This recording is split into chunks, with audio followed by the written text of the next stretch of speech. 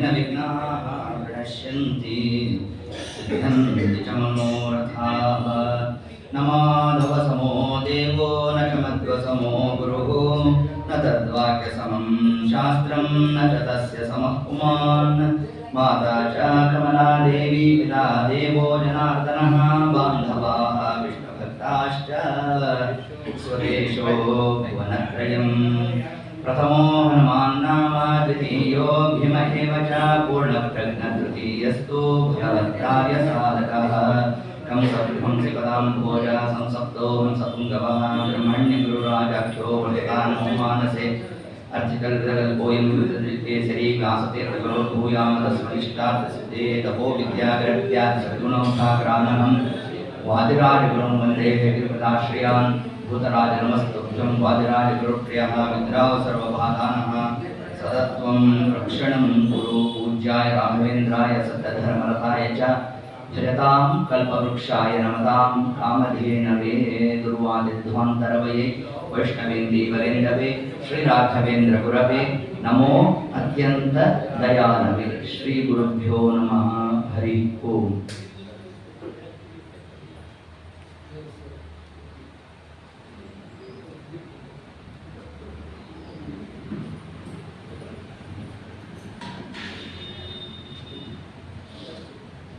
जन्माद्यस्य यतोऽन्वयादितरतः चार्थेष्वविघ्नः स्वराट्। तेने ब्रह्महृदाय आदिकवये मुह्यन्ति यं सूरयः। तेजो वारिमृदां यथा विनिमयो यत्र त्रिसर्गो मृषा। धाम्ना स्वेन सदा निरस्तकुहकं सत्यं परं धीमहि। निगमकल्पतरोर्गलितं फलं शुकं तद्रवसंयुतं पिबत भागवतं रसमालयं मुहुरहो रसिकाः भुवि भावुकाः।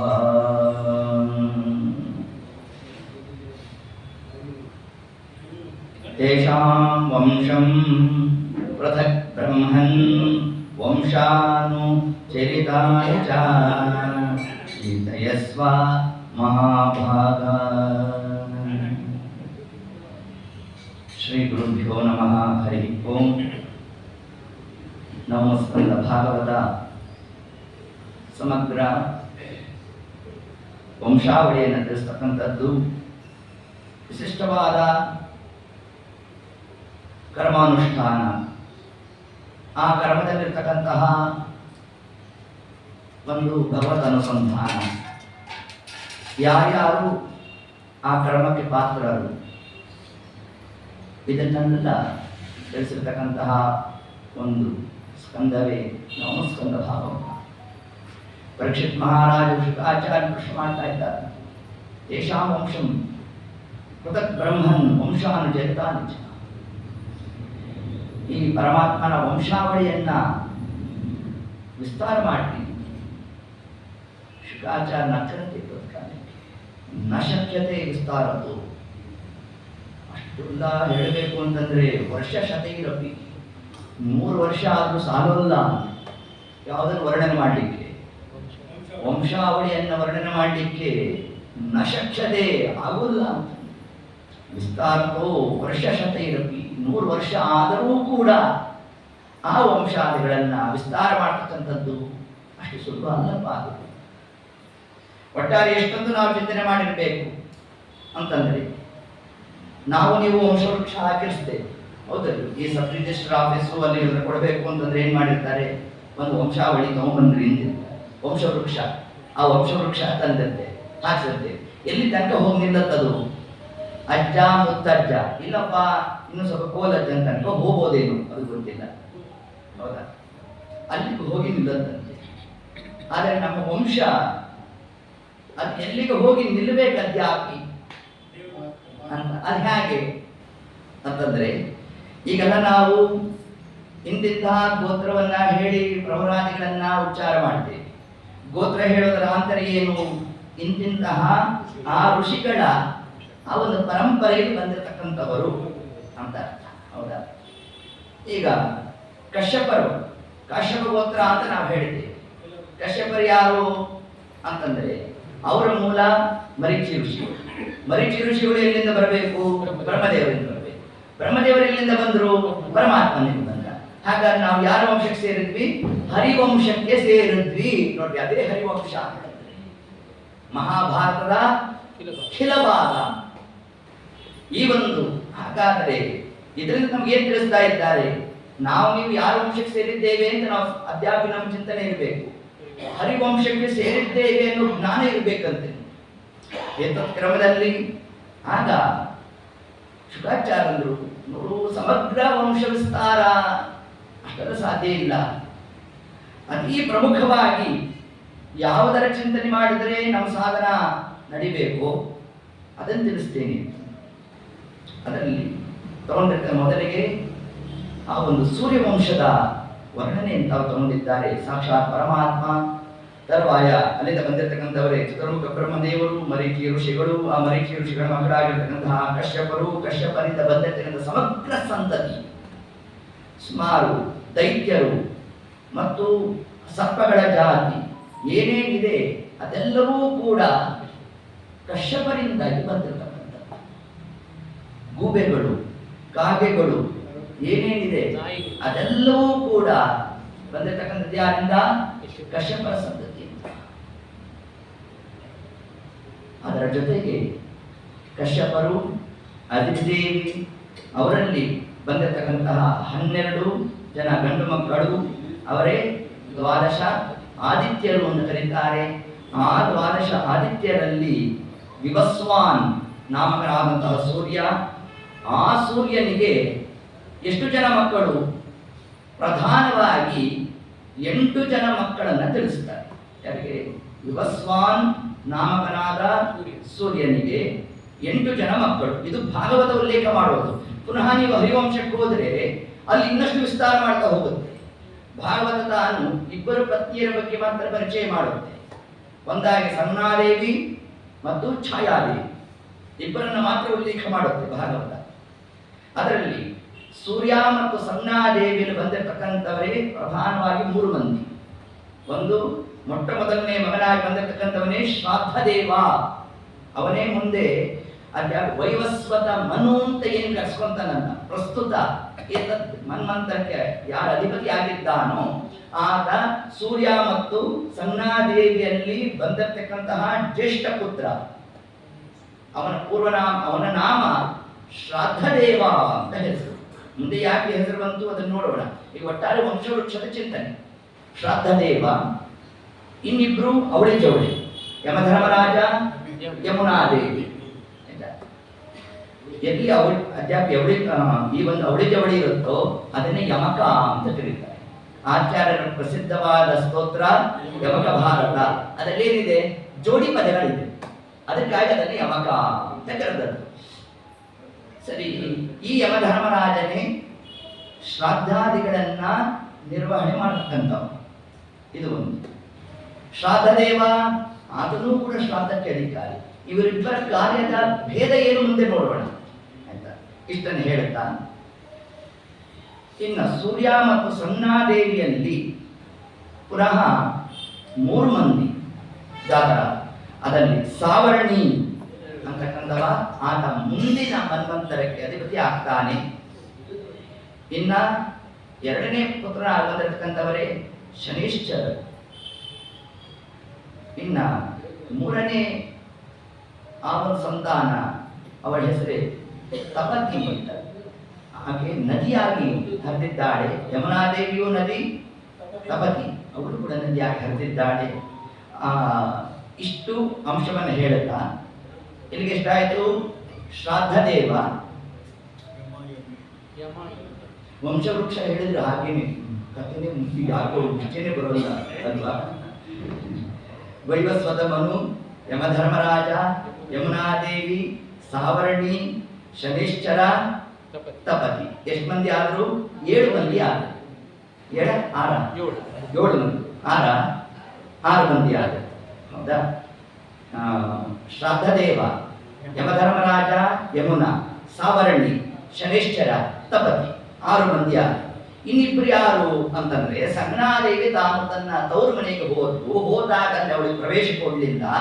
ಆ ಕಾಲಕ್ಕೆ ಅತ್ಯಂತ ತಾನು ಅವಮಾನವನ್ನ ಅನುಭವಿಸಿ ತಾನು ಅಶ್ವರೂಪವನ್ನು ಧಾರಣೆ ಮಾಡಿಬಿಟ್ಟು ಏತತ್ ಕಾಲಕ್ಕೆ ಸೂರ್ಯಕಾಲ ನೋಡ್ದ ಅನೇಕ ದಿವಸ ಆದ್ರೂ ಬರಲಿಲ್ಲ ಅಂತ ತಾನು ಅಶ್ವರೂಪವನ್ನು ಧಾರಣೆ ಮಾಡ್ದ. ಆ ಏತತ್ ಕಾಲಕ್ಕೆ ಆ ಸತಿಪತಿಯರ ಆ ಒಂದು ಸಂಭೋಗದ ಫಲವಾಗಿ ಬಂದಿರತಕ್ಕಂಥವರೇ ಆ ಅಶ್ವಿನಿ ದೇವತೆಗಳು. ಅದಕ್ಕೆ ಎಷ್ಟು ಮಂದಿ ಆದ್ರೂ ಪ್ರಧಾನವಾಗಿ 8 ಜನ ಸಂತತಿಯನ್ನ ನಾವು ಚಿಂತನೆ ಮಾಡಬೇಕು.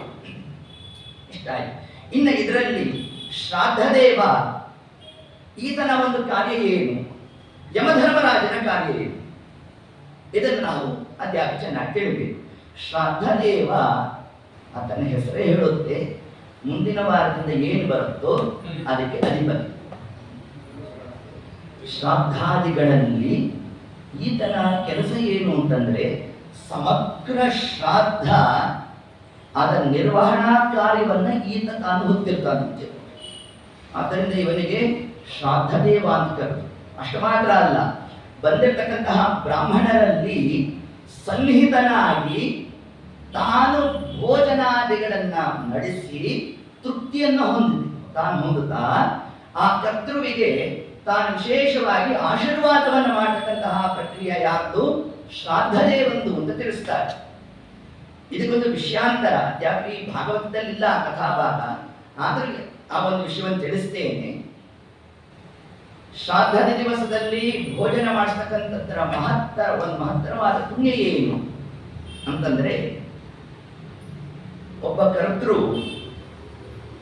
ತಾನೇ ಸ್ವಯಂ ಪಂಡಿತ, ಮಂತ್ರಸಿದ್ಧಿ ಉಳ್ಳವನಾಗಿದ್ದ, ತನ್ನ ಮನೆಯಲ್ಲಿ ಶ್ರಾದ್ದ ಮಾಡುವ ಒಂದು ಪ್ರಸಂಗ, ಶ್ರಾದ್ದಕ್ಕಾಗಿ ಬ್ರಾಹ್ಮಣರನ್ನು ಕರೆಸ್ತ. ತಾನೇ ಸ್ವಯಂ ಪಂಡಿತ ಮಂತ್ರಸಿದ್ಧ ಅಂದ್ರೆ ಇನ್ನು ಬರ್ತಕ್ಕಂಥವ್ರನ್ನ ಇನ್ ಹ್ಯಾಕ್ ಬಂದಿರಬೇಡ, ಮಂತ್ರಸಿದ್ಧರೇ ಬಂದ್ಬಿಟ್ಟಿದ್ದಾರೆ. ಪಿತೃಸ್ಥಾನಕ್ಕೆ ಕೂತಿದ್ದಾರೆ. ಕೂತಂತಹ ಕಾಲಕ್ಕೆ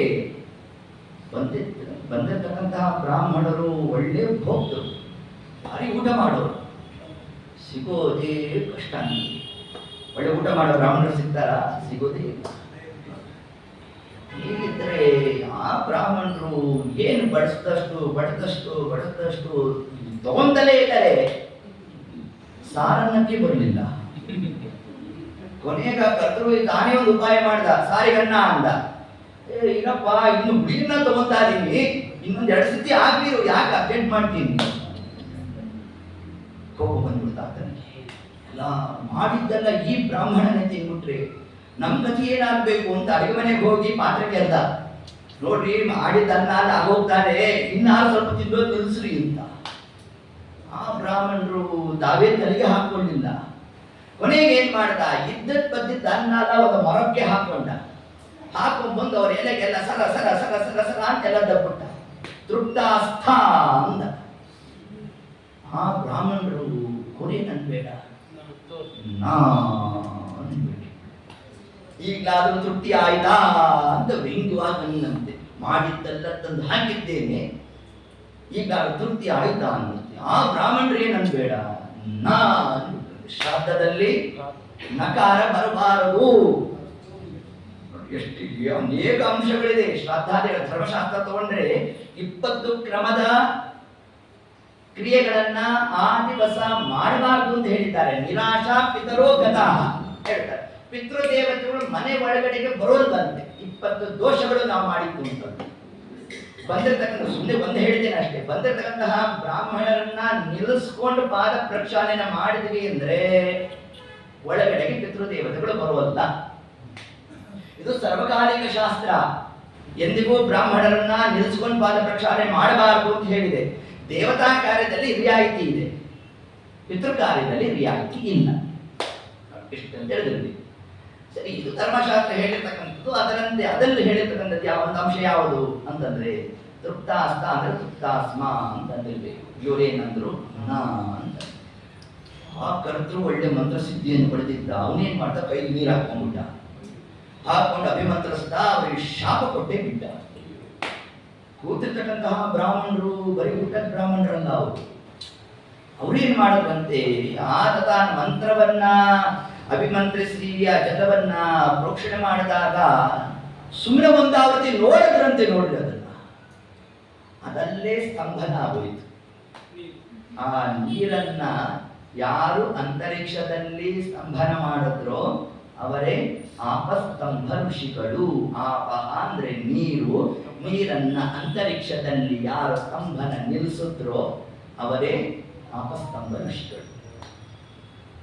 ನೋಡ್ದ ಇವನ್ ತಲೆ ಮೇಲೆ ಬೀಳಲಿಕ್ಕೆ ಶುರು ಆಗೋಯ್ತು. ಹೋಗಿ ಅವ್ರ ಪಾದ ಹಿಡ್ಕೊಂಡ, ಸ್ವಾಮಿ ನನ್ನಿಂದ ಅಪರಾಧ ಹೋಗಿದೆ, ಕ್ಷಮ ಮಾಡ್ರಿ ಅಂತ ತಾನೇ ತತ್ಕಾಲ ಪ್ರಾರ್ಥನಾ ನಡೆಸಬೇಕು. ನಡೆಸಿದಾಗ ಆಗ ಅವರಂದ್ರು ಯಾಕೆ ಚಿಂತೆ ಬೇಡಪ್ಪ, ಅನುಗ್ರಹ ಮಾಡ್ತೀನಿ ಹೋಗು. ಸ್ವಾಮಿ ನೀವು ದೊಡ್ಡವರು, ಅನುಗ್ರಹ ಮಾಡಿಬಿಡ್ತೀನಿ. ಆದ್ರೆ ಶ್ರಾದ್ದದ ಪ್ರಕ್ರಿಯೆ ನಡೆಯುವ ಕಾಲಕ್ಕೆ ನಾಂತ ಶಬ್ದ ಬಂದ್ಬಿಟ್ಟಿದೆ, ಶ್ರಾದ್ದಘಾತ ಆಗೋಯಿತು. ಇದರಿಂದ ನಾನು ಪಾರಾಗಬೇಕಾದ್ರೆ ಏನ್ ಪ್ರಾಯಶ್ಚಿತ್ತ ಅಂತ ಅವ್ರು ಕೇಳಿದಾಗ ತಿಳಿಸಿದ್ರು. ಮತ್ತೇನ್ ಮಾಡಬೇಕು? ಸಮಗ್ರ ಶ್ರಾದ್ದ ಪ್ರಕ್ರಿಯಾದಿಗಳೆಲ್ಲ ಮುಗಿದ ಮೇಲೆ ಪುರುಷ ಸೂಕ್ತವನ್ನು ಪಾರಾಯಣ ಮಾಡು ಅಂತ. ಯಾಕೆ ಈ ಭಾಗ ಇವತ್ತು ತಗೊಂಡೆ ಅಂತಂದ್ರೆ, ಇನ್ನು ಮುಂದಿನ ವಾರದಿಂದ ಸರ್ವ ಪಿತೃಗಳನ್ನ ಕರಿತಕ್ಕಂತಹ ಒಂದು ಪರ್ವಕಾಲ. ಏತತ್ಕಾಲದಲ್ಲಿ ಏನಾದರೂ ನಮ್ಗೆ ಜ್ಞಾತಾಜ್ಞಾತವಾದ ದೋಷಾದಿಗಳು ಬಂದಿದ್ರೆ ಅದರ ಪರಿಹಾರಕ್ಕಾಗಿ ಋಷಿಗಳ ಕೊಟ್ಟಿರ್ತಕ್ಕಂಥದ್ದು ಯಾವುದು? ಪುರುಷ ಸೂಕ್ತ. ನಮ್ಮಲ್ಲಿ ಈಗ ಏನ್ ಮಾಡ್ತೀವಿ, ಮೊದಲಿಗೆ ಪುರುಷ ಸೂಕ್ತ ಹೇಳಿಸ್ಬಿಡ್ತೀವಿ ಕಲಶ ಸ್ಥಾಪನೆ ಕಾಲದಲ್ಲಿ. ಅದನ್ನ ಆಚಾರ್ಯ ಹೇಳ್ಬಿಡ್ತಾ ಇರ್ತಾರೆ, ಕರ್ತೃ ಬರೋಲ್ಲ ಅಂತ ಆಚಾರ್ಯ ಹೇಳ್ತಾರೆ. ಆದ್ರೆ ಕ್ರಮ ಏನು? ಆಚಾರ ಕೆಲಸ ಏನ್ ಗೊತ್ತೇನು? ಬರೀ ಧರ್ಮೆ ಕೊಡೋದಷ್ಟೇ, ಮಿಕ್ಕಿದೆಲ್ಲ ನಾವೇ ಹೇಳ್ಕೋಬೇಕು. ಈಗ ನಮ್ಮಲ್ಲಿ ಆ ಕ್ರಮನೇ ಬಿಟ್ಟು ಹೋಯ್ತು. ಅಷ್ಟು ಬಿಟ್ಟು ಹೋಗೋದಿರ್ಲಿ, ಕೊನೆಯದಾಗಿ ನಾವು ಪುರುಷ ಸೂಕ್ತ ಹೇಳೋದು ಕೂಡ ಇಲ್ಲ. ಅದಕ್ಕೆ ಏನ್ ಮಾಡಿದ್ರು ಆಚಾರ್ಯರು? ದಶಗಾಯತ್ರಿ 10 ಗಾಯತ್ರಿ ಜಪ ಮಾಡ್ಬಿಡ್ರಿ. ಯಾಕೆ? ಪುರುಷ ಸೂಕ್ತ ಹೊರಟಿದ್ದು ಯಾವ್ದ್ರಿಂದ? ಅದನ್ನ ಅವ್ರು ಹೇಳಿದ್ರು. ಇದು ಪುರುಷ ಸೂಕ್ತ ಬರೋಲ್ಲ ಅಂದ್ರೆ ಏತತ್ಕಾಲಕ್ಕೆ ಅವಶ್ಯವಾಗಿ ಪುರುಷ ಸೂಕ್ತವನ್ನ ಬಾಯ್ಪಾಠ ಮಾಡ್ಕೋಬೇಕು. ಎಲ್ರಿಗೂ ಬರುತ್ತದು. ಅದನ್ನ ನಾವು ಏತತ್ಕಾಲಕ್ಕೆ ಎಲ್ಲ ಬ್ರಾಹ್ಮಣರಾದಿಗಳನ್ನೆಲ್ಲ ಗುರಿ ಭೋಜನಕ್ಕೆ ಕೂಡಿಸಿದ ನಂತರ ಪುರುಷ ಸೂಕ್ತವನ್ನ ಪಾರಾಯಣ ಮಾಡಬೇಕು. ಇದು ಪ್ರಾಯಶ್ಚಿತ್ತ ರೂಪವಾಗಿ ಆ ಕಾಲಕ್ಕೆ ಆಪಸ್ತಂಭ ಋಷಿಗಳು ತಾವು ತಿಳಿಸಿದ್ರು. ನಾವು ಪರೀಕ್ಷೆ ಮಾಡಲಿಕ್ಕಾಗಿ ಈ ಕಾರ್ಯವನ್ನು ಮಾಡಿದ್ದೇವಪ್ಪ ಅಂತ ಏನ್ ತಾವು ತಿಳಿಸಿದ್ದಾರೆ. ನಾವು ನೀವು ಕೊಟ್ಟಿರ್ತಕ್ಕಂಥ ತೃಪ್ತಿಯನ್ನು ಹೊಂದಿದ್ದೇನೆ. ಆ ತೃಪ್ತಿಯನ್ನು ಹೊಂದಕ್ಕಂತಹ ಕಾರ್ಯ ಯಾರದ್ದು? ಶ್ರಾದ್ದ ದೇವ. ಆದ ಕಾರ್ಯವನ್ನು ನಡೆಸ್ತಕ್ಕಂಥವ್ರು. ಇಷ್ಟು ಅಂಶವನ್ನು ತಿಳಿಸಿದ್ರು. ಇನ್ನು ಯಮಧರ್ಮರಾಜ, ಯಾವ ಸೂರ್ಯ ಮತ್ತು ಸಂಜ್ಞಾದೇವಿಯಲ್ಲಿ ಬಂದಿರತಕ್ಕಂತಹ ಆತನ ಹೆಸರು ಕಾಲನಾಮಕ ಯಮ. ಇನ್ನೊಬ್ಬ ಯಮಧರ್ಮರಾಜ ಬ್ರಹ್ಮದೇವರ ಮನಸ್ತತ್ವದಿಂದ ಬಂದಿರತಕ್ಕಂಥವ ಯಮಧರ್ಮರಾಜ. ಇಬ್ರು ಒಬ್ಬರೇ, ಕಾರ್ಯಭೇದ. ಈ ಯಮಧರ್ಮರಾಜ ಈತನ ಕೆಲಸ ಏನು ಅಂತಂದ್ರೆ ಪಿತೃಕಾರ್ಯದ ನಿರ್ವಹಣೆ. ಅಲ್ರಿ ಶ್ರಾದ್ದ ದೇವ ಮಾಡ್ತಾ ಇದ್ದಾನೆ, ಪುನಃ ಇವ್ರದ್ದೇನ್ ಕೆಲಸ? ಇವ್ರದ್ದು ಬೇರೆ ಕೆಲಸ. ಡಿಪಾರ್ಟ್ಮೆಂಟ್ ಒಂದೇ, ಒಬ್ಬೊಬ್ರದ್ದು ಒಂದೊಂದು. ಇಲ್ಲಿ ಪಿತೃಕಾರ್ಯ ನಡೀಬೇಕಾದರೆ ಒಂದು ಜಿಜ್ಞಾಸ. ವಸುರುದ್ರ ಆದಿತ್ಯರು, ಅವರನ್ನ ಅವರ ಹೆಸರನ್ನು ಹೇಳ್ತೇವೆ ಮತ್ತು ಪಿಂಡ ಪ್ರದಾನವನ್ನು ಮಾಡ್ತೇವೆ. ಮಾಡುವ ಕಾಲಕ್ಕೆ ವಸುಸ್ಥಾನದಲ್ಲಿ ತಂದೆ, ರುದ್ರಸ್ಥಾನದಲ್ಲಿ ಅಜ್ಜ, ಮುತ್ತಜ್ಜನ ಸ್ಥಾನದಲ್ಲಿ ಆದಿತ್ಯರು ಅಲ್ವಾ? ಇಷ್ಟನ್ನ ಹೇಳಿ ಹೆಸರು ಗೋತ್ರ ಇಷ್ಟನ್ನು ಹೇಳಿಸ್ತಾರೆ. ಇಷ್ಟನ್ನು ಹೇಳಿಸೋದ್ರಿಂದಾಗಿ ಮೊಟ್ಟ ಮೊದಲನೇ ಪ್ರಶ್ನೆ ಬಂತು, ಪಿತೃಕಾರ್ಯ ಮಾಡುವ ದಿವಸದಲ್ಲಿ ನಮ್ಮ ಪಿತೃಗಳು ಬರ್ತಾರೋ ಇಲ್ವೋ? ಇದೊಂದು ಮೂಲಭೂತವಾದ ಒಂದು ಜಿಜ್ಞಾಸ. ಸರ್ವಥಾ ಬರೋಲ್ಲ. ಅದೇ ಹೆಸರೇ ಅಷ್ಟೇ ಹೇಳಿಸೋದು, ಯಾರು ಕೊಡಬೇಕು ಅಂತ ಅದರದ್ದೇ ಈಗ ನಾವು ತಿಳಿಬೇಕಾದದ್ದು. ಯಾಕೆ ಹೆಸರನ್ನು ಹೇಳಿಸ್ತಾರೆ ಅಂತಂದ್ರೆ ಇದಕ್ಕೆ ನಮಗೆ ತಿಳಿಸ್ತಾರೆ ನೋಡಿ. ಇದಕ್ಕೊಂದು ಪೂರ್ವಪಕ್ಷ ಮಾಡಿಬಿಡ್ತಾರೆ ನಮಗೆ. ಏನ್ ಪೂರ್ವಪಕ್ಷ ನೋಡ್ರಿ? ಭೀಷ್ಮಾಚಾರ್ಯರು ಶ್ರಾದ್ದ ಮಾಡಬೇಕಾದರೆ ಶಂತನು ಮಹಾರಾಜ ತಾನು ಕೈ ತಗೊಂಡ. ಶಂತನು ಮಹಾರಾಜ ಬನ್ನೋ ಇಲ್ವೋ? ಶ್ರಾದ್ದ ದಿವಸ ಬಂದ. ಅದರಂತೆ ನಮ್ಮ ಪಿತೃಗಳನ್ನು ಕುರಿತು ನಾವು ಮಾಡಿದ ದಿವಸನು ಬರ್ತಾರೆ, ಬರೋಲ್ಲ. ಅಲ್ಲಿ ಬಂದ್ರು ಇಲ್ಯಾಕೆ ಬರೋಲ್ಲ ಅಂತಂದ್ರೆ ಅವರು ಸಾಂಶರು, ನಾವು ನಿರಂಶರು. ಅವರು ಬಹುರೂಪ ಧಾರಣೆ ಮಾಡುವ ಯೋಗ್ಯತಾ ಇದೆ, ನಮ್ದು ಏಕರೂಪ. ಆದ್ರಿಂದ ನಮ್ಮ ಆ ಒಂದು ಶ್ರಾದ್ದದ ಪ್ರಯೋಗದಲ್ಲಿ ಸ್ವಯಂ ನಮ್ಮ ಪಿತೃಗಳೇ ಬರೋಲ್ಲ. ಹಾಗಾದ್ರೆ ಇಲ್ಲಿ ಯಾರಿಗೆ ಕೊಡೋದು? ನಮ್ಮ ಪಿತೃಗಳಿಗೆ ಹೇಗೆ ತಲುಪುತ್ತೆ ಈ ಜಿಜ್ಞಾಸ ಇವತ್ತು ಬಂದದ್ದಲ್ಲ. ತ್ರೇತಾಯುಗದಲ್ಲಿ ರಾಮದೇವರು ದಶರಥ ಮಹಾರಾಜನ ಪಿಂಡ ಪ್ರದಾನವನ್ನು ಮಾಡಿದಾಗ ಅಲ್ಲೇ ಒಬ್ಬ ಚಾರ್ವಾಕ ಕೂತಿದ್ದ. ಚಾರ್ವಾಕ ಅಂದ್ರೆ ಏನು? ಆಧುನಿಕ ಸೈನ್ಸ್, ಪ್ರತ್ಯಕ್ಷ ಮಾತ್ರ ಪ್ರಮಾಣ ಅಂತ ಯಾರು ಅಂಗೀಕರಿಸ್ತಾರೋ ಅವರೇ ಚಾರ್ವಾಕರು. ರಾಮದೇವ್ ನೋಡಿ ನಗ್ಗ. ರಾಮದೇವ್ ಕೇಳು, ಯಾಕೆ ನಗ್ತಿದ್ದಿ? ಅಲ್ಲ, ನಾವು ಚಂದ್ರ ನೀನು ಇಷ್ಟೆಲ್ಲ ಪಿಂಡ ಪ್ರದಾನ ಮಾಡ್ತಿದ್ಯಲ್ಲ, ಎಲ್ಲೋ ಇರೋ ನಿಮ್ಮ ಅಪ್ಪನಿಗೆ ಇಲ್ಲಿ ಪಿಂಡ ಪ್ರದಾನ ಮಾಡಿದ್ರೆ ಹ್ಯಾಕ್ ತಲುಪೋತಿ? ಅದು ತಲುಪೋದೇ ಸತ್ಯ ಆದ್ರೆ ಒಂದು ಕೆಲಸ ಮಾಡು, ನಾನು ಮರ ಹತ್ತು ಕೂತ್ಕೊಂಡ್ಬಿಡ್ತೀನಿ, ನನ್ನ ಹೆಸರಲ್ಲಿ ಒಂದು ಪಿಂಡ ಕೊಟ್ಬಿಡು, ನನಗೇನಾದ್ರು ಆಹಾರ ಸಿಗುತ್ತಾ ನೋಡೋಣ. ಮರದ ಮೇಲೆ ಕೂತಿರೋನಿಗೆ ಸಿಗೋಲ್ಲ ಅಂತಂದ್ರೆ ಇನ್ನೆಲ್ಲೋ ಇರೋ ನಮ್ಮ ಅಪ್ಪನಿಗೆ ಎಲ್ಲಿಂದ ಸಿಗುತ್ತೆ ಅಂತ ಹಿಂಗೆ ಪ್ರಶ್ನೆ ಮಾಡಿದಾಗ ಅದಕ್ಕೆ ಆಚಾರ ಉತ್ತರ ಕೊಟ್ಟಿದ್ದಾರೆ. ಬಹುಚಿತ್ರ ಜಗತ್ ಬಹುದಾಹರಣ ಅಂತ ಒಂದು ಶಬ್ದವನ್ನು ತಗೊಂಡಿದ್ದಾರೆ. ಪರಮಾತ್ಮನ ವ್ಯಾಪಾರವನ್ನು ನಾವು ತಿಳಿಬೇಕಾದ್ರೆ ಅದಕ್ಕೆ ಇರ್ತಕ್ಕಂಥ ಏಕೈಕ ಉಪಾಯ ಯಾವುದು ಅಂದ್ರೆ ಜಗತ್ತು ಮಾಧ್ಯಮ. ಪರಮಾತ್ಮನನ್ನು ನಾವು ತಿಳ್ಕೋಬೇಕು ಅಂತಂದ್ರೆ ನಮಗೂ ಪರಮಾತ್ಮನಿಗೂ ಮಾಧ್ಯಮವಾಗಿರ್ತಕ್ಕಂಥದ್ದು ಯಾವುದು? ಈ ಜಗತ್ತು. ಈ ಜಗತ್ತಿನಲ್ಲಿ ಪರಮಾತ್ಮನ ವ್ಯಾಪಾರವನ್ನು ನಾವು ನೋಡ್ತಾ ಈ ವ್ಯಾಪಾರದಿಂದಾಗಿ ಪರಮಾತ್ಮನ ಅಚಿಂತ್ಯ ವ್ಯಾಪಾರದ ಚಿಂತನೆ ಮಾಡಬೇಕು ನಾವು, ಹೌದಾ? ಹಾಗಾದ್ರೆ ಇಲ್ಲಿ ಕೊಟ್ಟಿರ್ತಕ್ಕಂತಹ ಪಿಂಡ ಅಲ್ಲಿ ತಲುಪುತ್ತೋ ಇಲ್ವೋ ಅನ್ನೋ ಒಂದು ಜಿಜ್ಞಾಸ ಬಂದ್ರೆ ಅದಕ್ಕೆ ಏನು ಉತ್ತರ ಅಂತಂದ್ರೆ ಅದನ್ನು ತಿಳಿಸ್ತಾರೆ. ಮತ್ತೇನಿಲ್ಲಪ್ಪ ನೋಡು, ಮತ್ಸ್ಯ ಮೀನು ತನ್ನ ಮರಿ ಮೀನಿನ ಪೋಷಣೆ ಹ್ಯಾಕ್ ಮಾಡುತ್ತೆ? ಏನು ನಮ್ಮ ತಾಯಿಯಂದ್ರು ಊಟ ಮಾಡಿಸಿದಂತೆ ಅದು ಕೂಡ ತಾಯಿ ಮೀನು ಮರಿ ಮೀನಿಗೆ ಆಹಾರ ಕೊಡುತ್ತಾ? ಕೊಡಲ್ಲ. ಕೇವಲ ನೋಡೋದಂತೆ. ನೋಡುವಿಕೆಯಿಂದಲೇ ಏನಾಯಿತು? ಅದರ ಪೋಷಣೆ ಆಯಿತು. ಇನ್ನ ಕೂರ್ಮ ಆಮೆಗಳು ಸ್ಮರಣೆ ಮಾಡುತ್ತಂತೆ, ಸ್ಮರಣೆ ಮಾಡೋದ್ರಿಂದಲೇ ಅದಕ್ಕೆ ಪೋಷಣೆ ಆಗುತ್ತೆ. ನವಿಲು ಆಲಿಂಗನ ಮಾಡುತ್ತಂತೆ, ಅದರಿಂದಲೇ ಅದರ ಪೋಷಣೆ ಆಯಿತು. ಎಲ್ಲೂ ನೇರವಾಗಿ ಆಹಾರವನ್ನು ಕೊಡಲಿಲ್ಲ.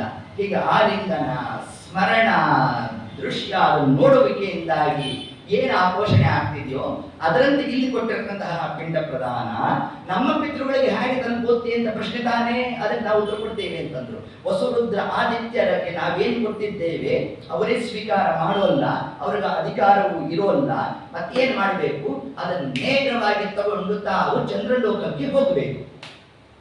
ಚಂದ್ರಲೋಕದಲ್ಲಿ ಯಾರಿದ್ದಾರೆ? 3 ಮಂದಿ ಇದ್ದಾರಂತೆ. 3 ಮಂದಿ ಹೆಸರೇ ಪಿತೃಪತಿಗಳು ಅಂತ ಹೆಸರು. ಅಂದ್ರೆ ಪಿತೃದೇವತೆಗಳಿಗೆಲ್ಲ ಅಧಿಕಾರಿಗಳು. ಆ ಪಿತೃಪತಿಗಳು ತಾವೇನು ಮಾಡ್ತಾರೆ? ಯಾರ್ಯಾರು ಪಿತೃಪತಿಗಳು? ಚಂದ್ರ, ಕವ್ಯವಾಹ ಮತ್ತು ಯಮಧರ್ಮರಾಜ. ಯಮಧರ್ಮರಾಜ ಚಂದ್ರ ಸಮಕಕ್ಷ, 12ನೇ ಕಕ್ಷೆಯಲ್ಲಿ ಬಂದು ಹೋಗ್ತಾರೆ. ಕವ್ಯವಾಹ ಅಂತ ಯಾರಿದ್ದಾನಲ್ಲ ಈತ ಕರ್ಮಜ ದೇವತೆ. ಈತನಿಗೆ ವಿದ್ಯಾಗುರುಗಳು ಯಾರು ಅಂತಂದ್ರೆ ವಿಶ್ವಾಮಿತ್ರರು. ತನ್ನಿಮಿತ್ತ ಶ್ರಾದ್ದದಲ್ಲಿ ವಿಶ್ವಾಮಿತ್ರ ಗೋತ್ರದ ಬ್ರಾಹ್ಮಣ ಸಿಕ್ಕಿದ ಅಂತಂದ್ರೆ ಅಧಿಕ ಫಲ. ಇದೊಂದು ಬೇರೆ ಇದೆ ಶ್ರಾದ್ದದಲ್ಲಿ. ವಿಶ್ವಾಮಿತ್ರ ಗೋತ್ರದವ್ರು ಸಿಗ್ಬೇಕಂತೆ, ಸಿಕ್ಕಿದ್ರೆ ಅಧಿಕವಾದ ಫಲಪ್ರಾಪ್ತಿ ಅನ್ನೋದೊಂದು ಬೋನಸ್. ಅದು ಯಾಕೆ ಬೋನಸ್ ಅದು ಅಂತಂದ್ರೆ ಕವ್ಯವಾಹನಿಗೆ ಆನಂದ ಆಗುತ್ತಂತೆ. ನನ್ನ ಗುರುಗಳ ಗೋತ್ರದವರು ಬಂದಿದ್ದಾರೆ, ವಂಶದವರು ಬಂದಿದ್ದಾರೆ ಅಂತ ಆನಂದ ಪಡ್ತಾನಂತೆ. ಇಷ್ಟು ಅಂಶ ಸರಿ, ಇಷ್ಟ ಆಯ್ತು. ಈಗ ಪಿತೃಪತಿಗಳು ಅವರೇ ಅದನ್ನು ಸ್ವೀಕಾರ ಮಾಡ್ತಾರ ಅಂತಂದ್ರೆ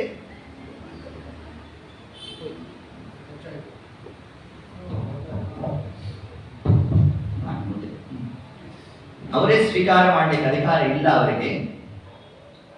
ಚಂದ್ರಲೋಕದ ಮೇಲ್ಭಾಗದಲ್ಲಿರೋದು ಯಾವುದು? ಪಿತೃಲೋಕ. ಆ ಪಿತೃಲೋಕದಲ್ಲಿರ್ತಕ್ಕಂತಹ ಭಗವದ್ ರೂಪ ಯಾವುದು? ಜನಾರ್ದನ ರೂಪ. ಅದಕ್ಕೆ ನಾವು ಸಂಕಲ್ಪದಲ್ಲಿ ಏನಂತ ಹೇಳ್ತೇವೆ? ಜನಾರ್ದನ ಪ್ರೇಮ್ಯ ಜನಾರ್ದನ ಪ್ರೀತ್ಯರ್ಥಂ ಅಂತೀವಿ. ಯಾಕೆ ಜನಾರ್ದನ ಬಂದ ಅಂದ್ರೆ ಪಿತೃಲೋಕದ ಆಧಿಪತ್ಯ ಅದು ಜನಾರ್ದನ ರೂಪಿಯಾದ ಪರಮಾತ್ಮ ತಾನು ನಿರ್ವಹಣೆ ಮಾಡ್ತಾನೆ. ಹಾಗಾದ್ರೆ ಇಲ್ಲಿ ಆ ಚಂದ್ರಲೋಕದ ಮೇಲ್ಭಾಗದಲ್ಲಿರ್ತಕ್ಕಂತಹ ಪರಮಾತ್ಮನ ಕೈಗೆ ಪಿತೃಪತಿಗಳು ಯಾರ್ಯಾರಿದ್ದಾರೆ ಅವರಷ್ಟು ಇಲ್ಲಿ ಕರ್ತೃವಾದವನ್ನು ಮಾಡಿರ್ತಕ್ಕಂತಹ ಪಿಂಡದ ಸಮಗ್ರ ಫಲವನ್ನು ತಗೊಂಡು ಹೋಗಿ ಪರಮಾತ್ಮನ ಕೈಗೆ ಕೊಡ್ತಾರೆ.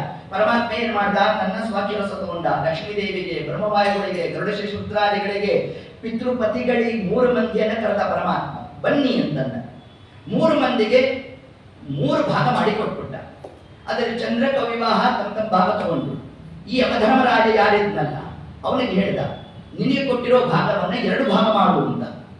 2 ಭಾಗ ಮಾಡು, ಅದರಲ್ಲಿ 1 ಭಾಗ ನೀನು ಸ್ವೀಕಾರ ಮಾಡುವಂತ ಪರಮಾತ್ಮ ಸ್ವೀಕಾರ ಮಾಡಿದಾಗ ಸರಿ ಆಯಿತು. ಇನ್ನು ಉಳಿದದ್ದೆಷ್ಟು? ಒಂದು ಭಾಗ. ಅದನ್ನು ಪುನಃ 2 ಭಾಗ ಮಾಡು ಅಂತಂದ. ಅದರಲ್ಲಿ ಒಂದು ಭಾಗವನ್ನ ಪಿತೃದೇವತೆಗಳಿಗೆ ಕೊಡು ಅಂತಂದ. ಈಗ ಉಳಿದದ್ದೆಷ್ಟು? ಒಂದು ಭಾಗ. ಆ ಒಂದು ಭಾಗವನ್ನ ನಮ್ಮ ಪಿತೃಗಳು ಯಾವ ಯೋನಿಯಲ್ಲಿದ್ದಾರೋ ಅದಕ್ಕೆ ಅನುಗುಣವಾಗಿ ಅವರಿಗೆ ಆಹಾರವನ್ನು ಕಲ್ಪಿಸುವಂತಹ ಕಾರ್ಯ ಯಾರದ್ದು? ಪಿತೃದೇವತೆಗಳದ್ದು. ನೋಡಿಷ್ಟನ್ನ ತಿಳಿಸುವುದು ನಮಗೆ. ನಮ್ಮ ಪಿತೃಗಳು ಪಶುಗಳಾಗಿದ್ರು ಅಂತಂದ್ರೆ, ಹಸುನೋ ಎಮ್ಮೆನೋ ಏನಾದ್ರು ಆಗಿದ್ರು ಅಂತಂದ್ರೆ ತೃಣರೂಪೇಣ ಆಹಾರ ಬಂತು. ನಮ್ಮ ಪಿತೃಗಳಿಗೆ ಏನಾದ್ರು ಮನುಷ್ಯ ಗಂಧರ್ವರಾಗಿದ್ರು ಅಂತಂದ್ರೆ ಭೋಗರೂಪೇಣ ಆಹಾರ ಪ್ರಾಪ್ತಿಯಾಯಿತು. ನಮ್ಮ ಪಿತೃಗಳು ಪ್ರಾರಬ್ಧ ಕರ್ಮವಶಾತ್ ಇನ್ನೂ ಏನಾದ್ರೂ ಅವರು ಪಿಶಾಚಿ ಜನ್ಮದಲ್ಲಿ ಇದ್ರು ಅಂತಂದ್ರೆ ರುಧಿರ ರೂಪೇಣ ಆಹಾರ ಅವರಿಗೆ ಪ್ರಾಪ್ತಿ ಆಯಿತು. ಮನುಷ್ಯರಾಗಿತ್ತು ಅಂತಂದ್ರೆ ಮೃಷ್ಟಾನ್ನ ಪ್ರಾಪ್ತಿಯಾಯಿತು. ಇದಿಷ್ಟು ಕಾರ್ಯ ಸೂರ್ಯ, ಸನ್ನಾದೇವಿ, ಅವರಲ್ಲಿ ಬಂದಿರತಕ್ಕಂತಹ 2ನೇ ಮಗನಾಗಿರ್ತಕ್ಕಂತಹ ಯಮಧರ್ಮರಾಜ ಇಲ್ಲಿ ಕರ್ತೃವಾದವನ್ನು ಮಾಡತಕ್ಕಂತಹ ಪಿಂಡದ ಫಲವನ್ನ ಅವರವರ ಪಿತೃಗಳಿಗೆ ಕೊಡ್ತಕ್ಕಂತಹ ಕಾರ್ಯ ಯಾರದು? ಯಮಧರ್ಮರಾಜಂದು. ಶ್ರಾದ್ದ ದೇವನ ಕಾರ್ಯ ಏನು? ಬಂದಿರತಕ್ಕಂತಹ ಪಿತೃಸ್ಥಾನ ವಿಶ್ವದೇವತೆಗಳ ಸ್ಥಾನದಲ್ಲಿ ಯಾವ ಬ್ರಾಹ್ಮಣರು ಕೂತಿದ್ದಾರೆ ಅವರಲ್ಲಿ ತಾನು ಸನ್ನಿಹಿತನಾಗಿ ತಾನು ಆ ಭೋಜನವನ್ನು ಉಂಡು ತಾನು ತೃಪ್ತಿಯನ್ನು ಹೊಂದುತ್ತಾ ನಮಗೆ ಅನುಗ್ರಹವನ್ನು ಮಾಡತಕ್ಕಂತಹ ರೂಪ ಯಾವುದು? ಅದು ಶ್ರಾದ್ದ ದೇವ.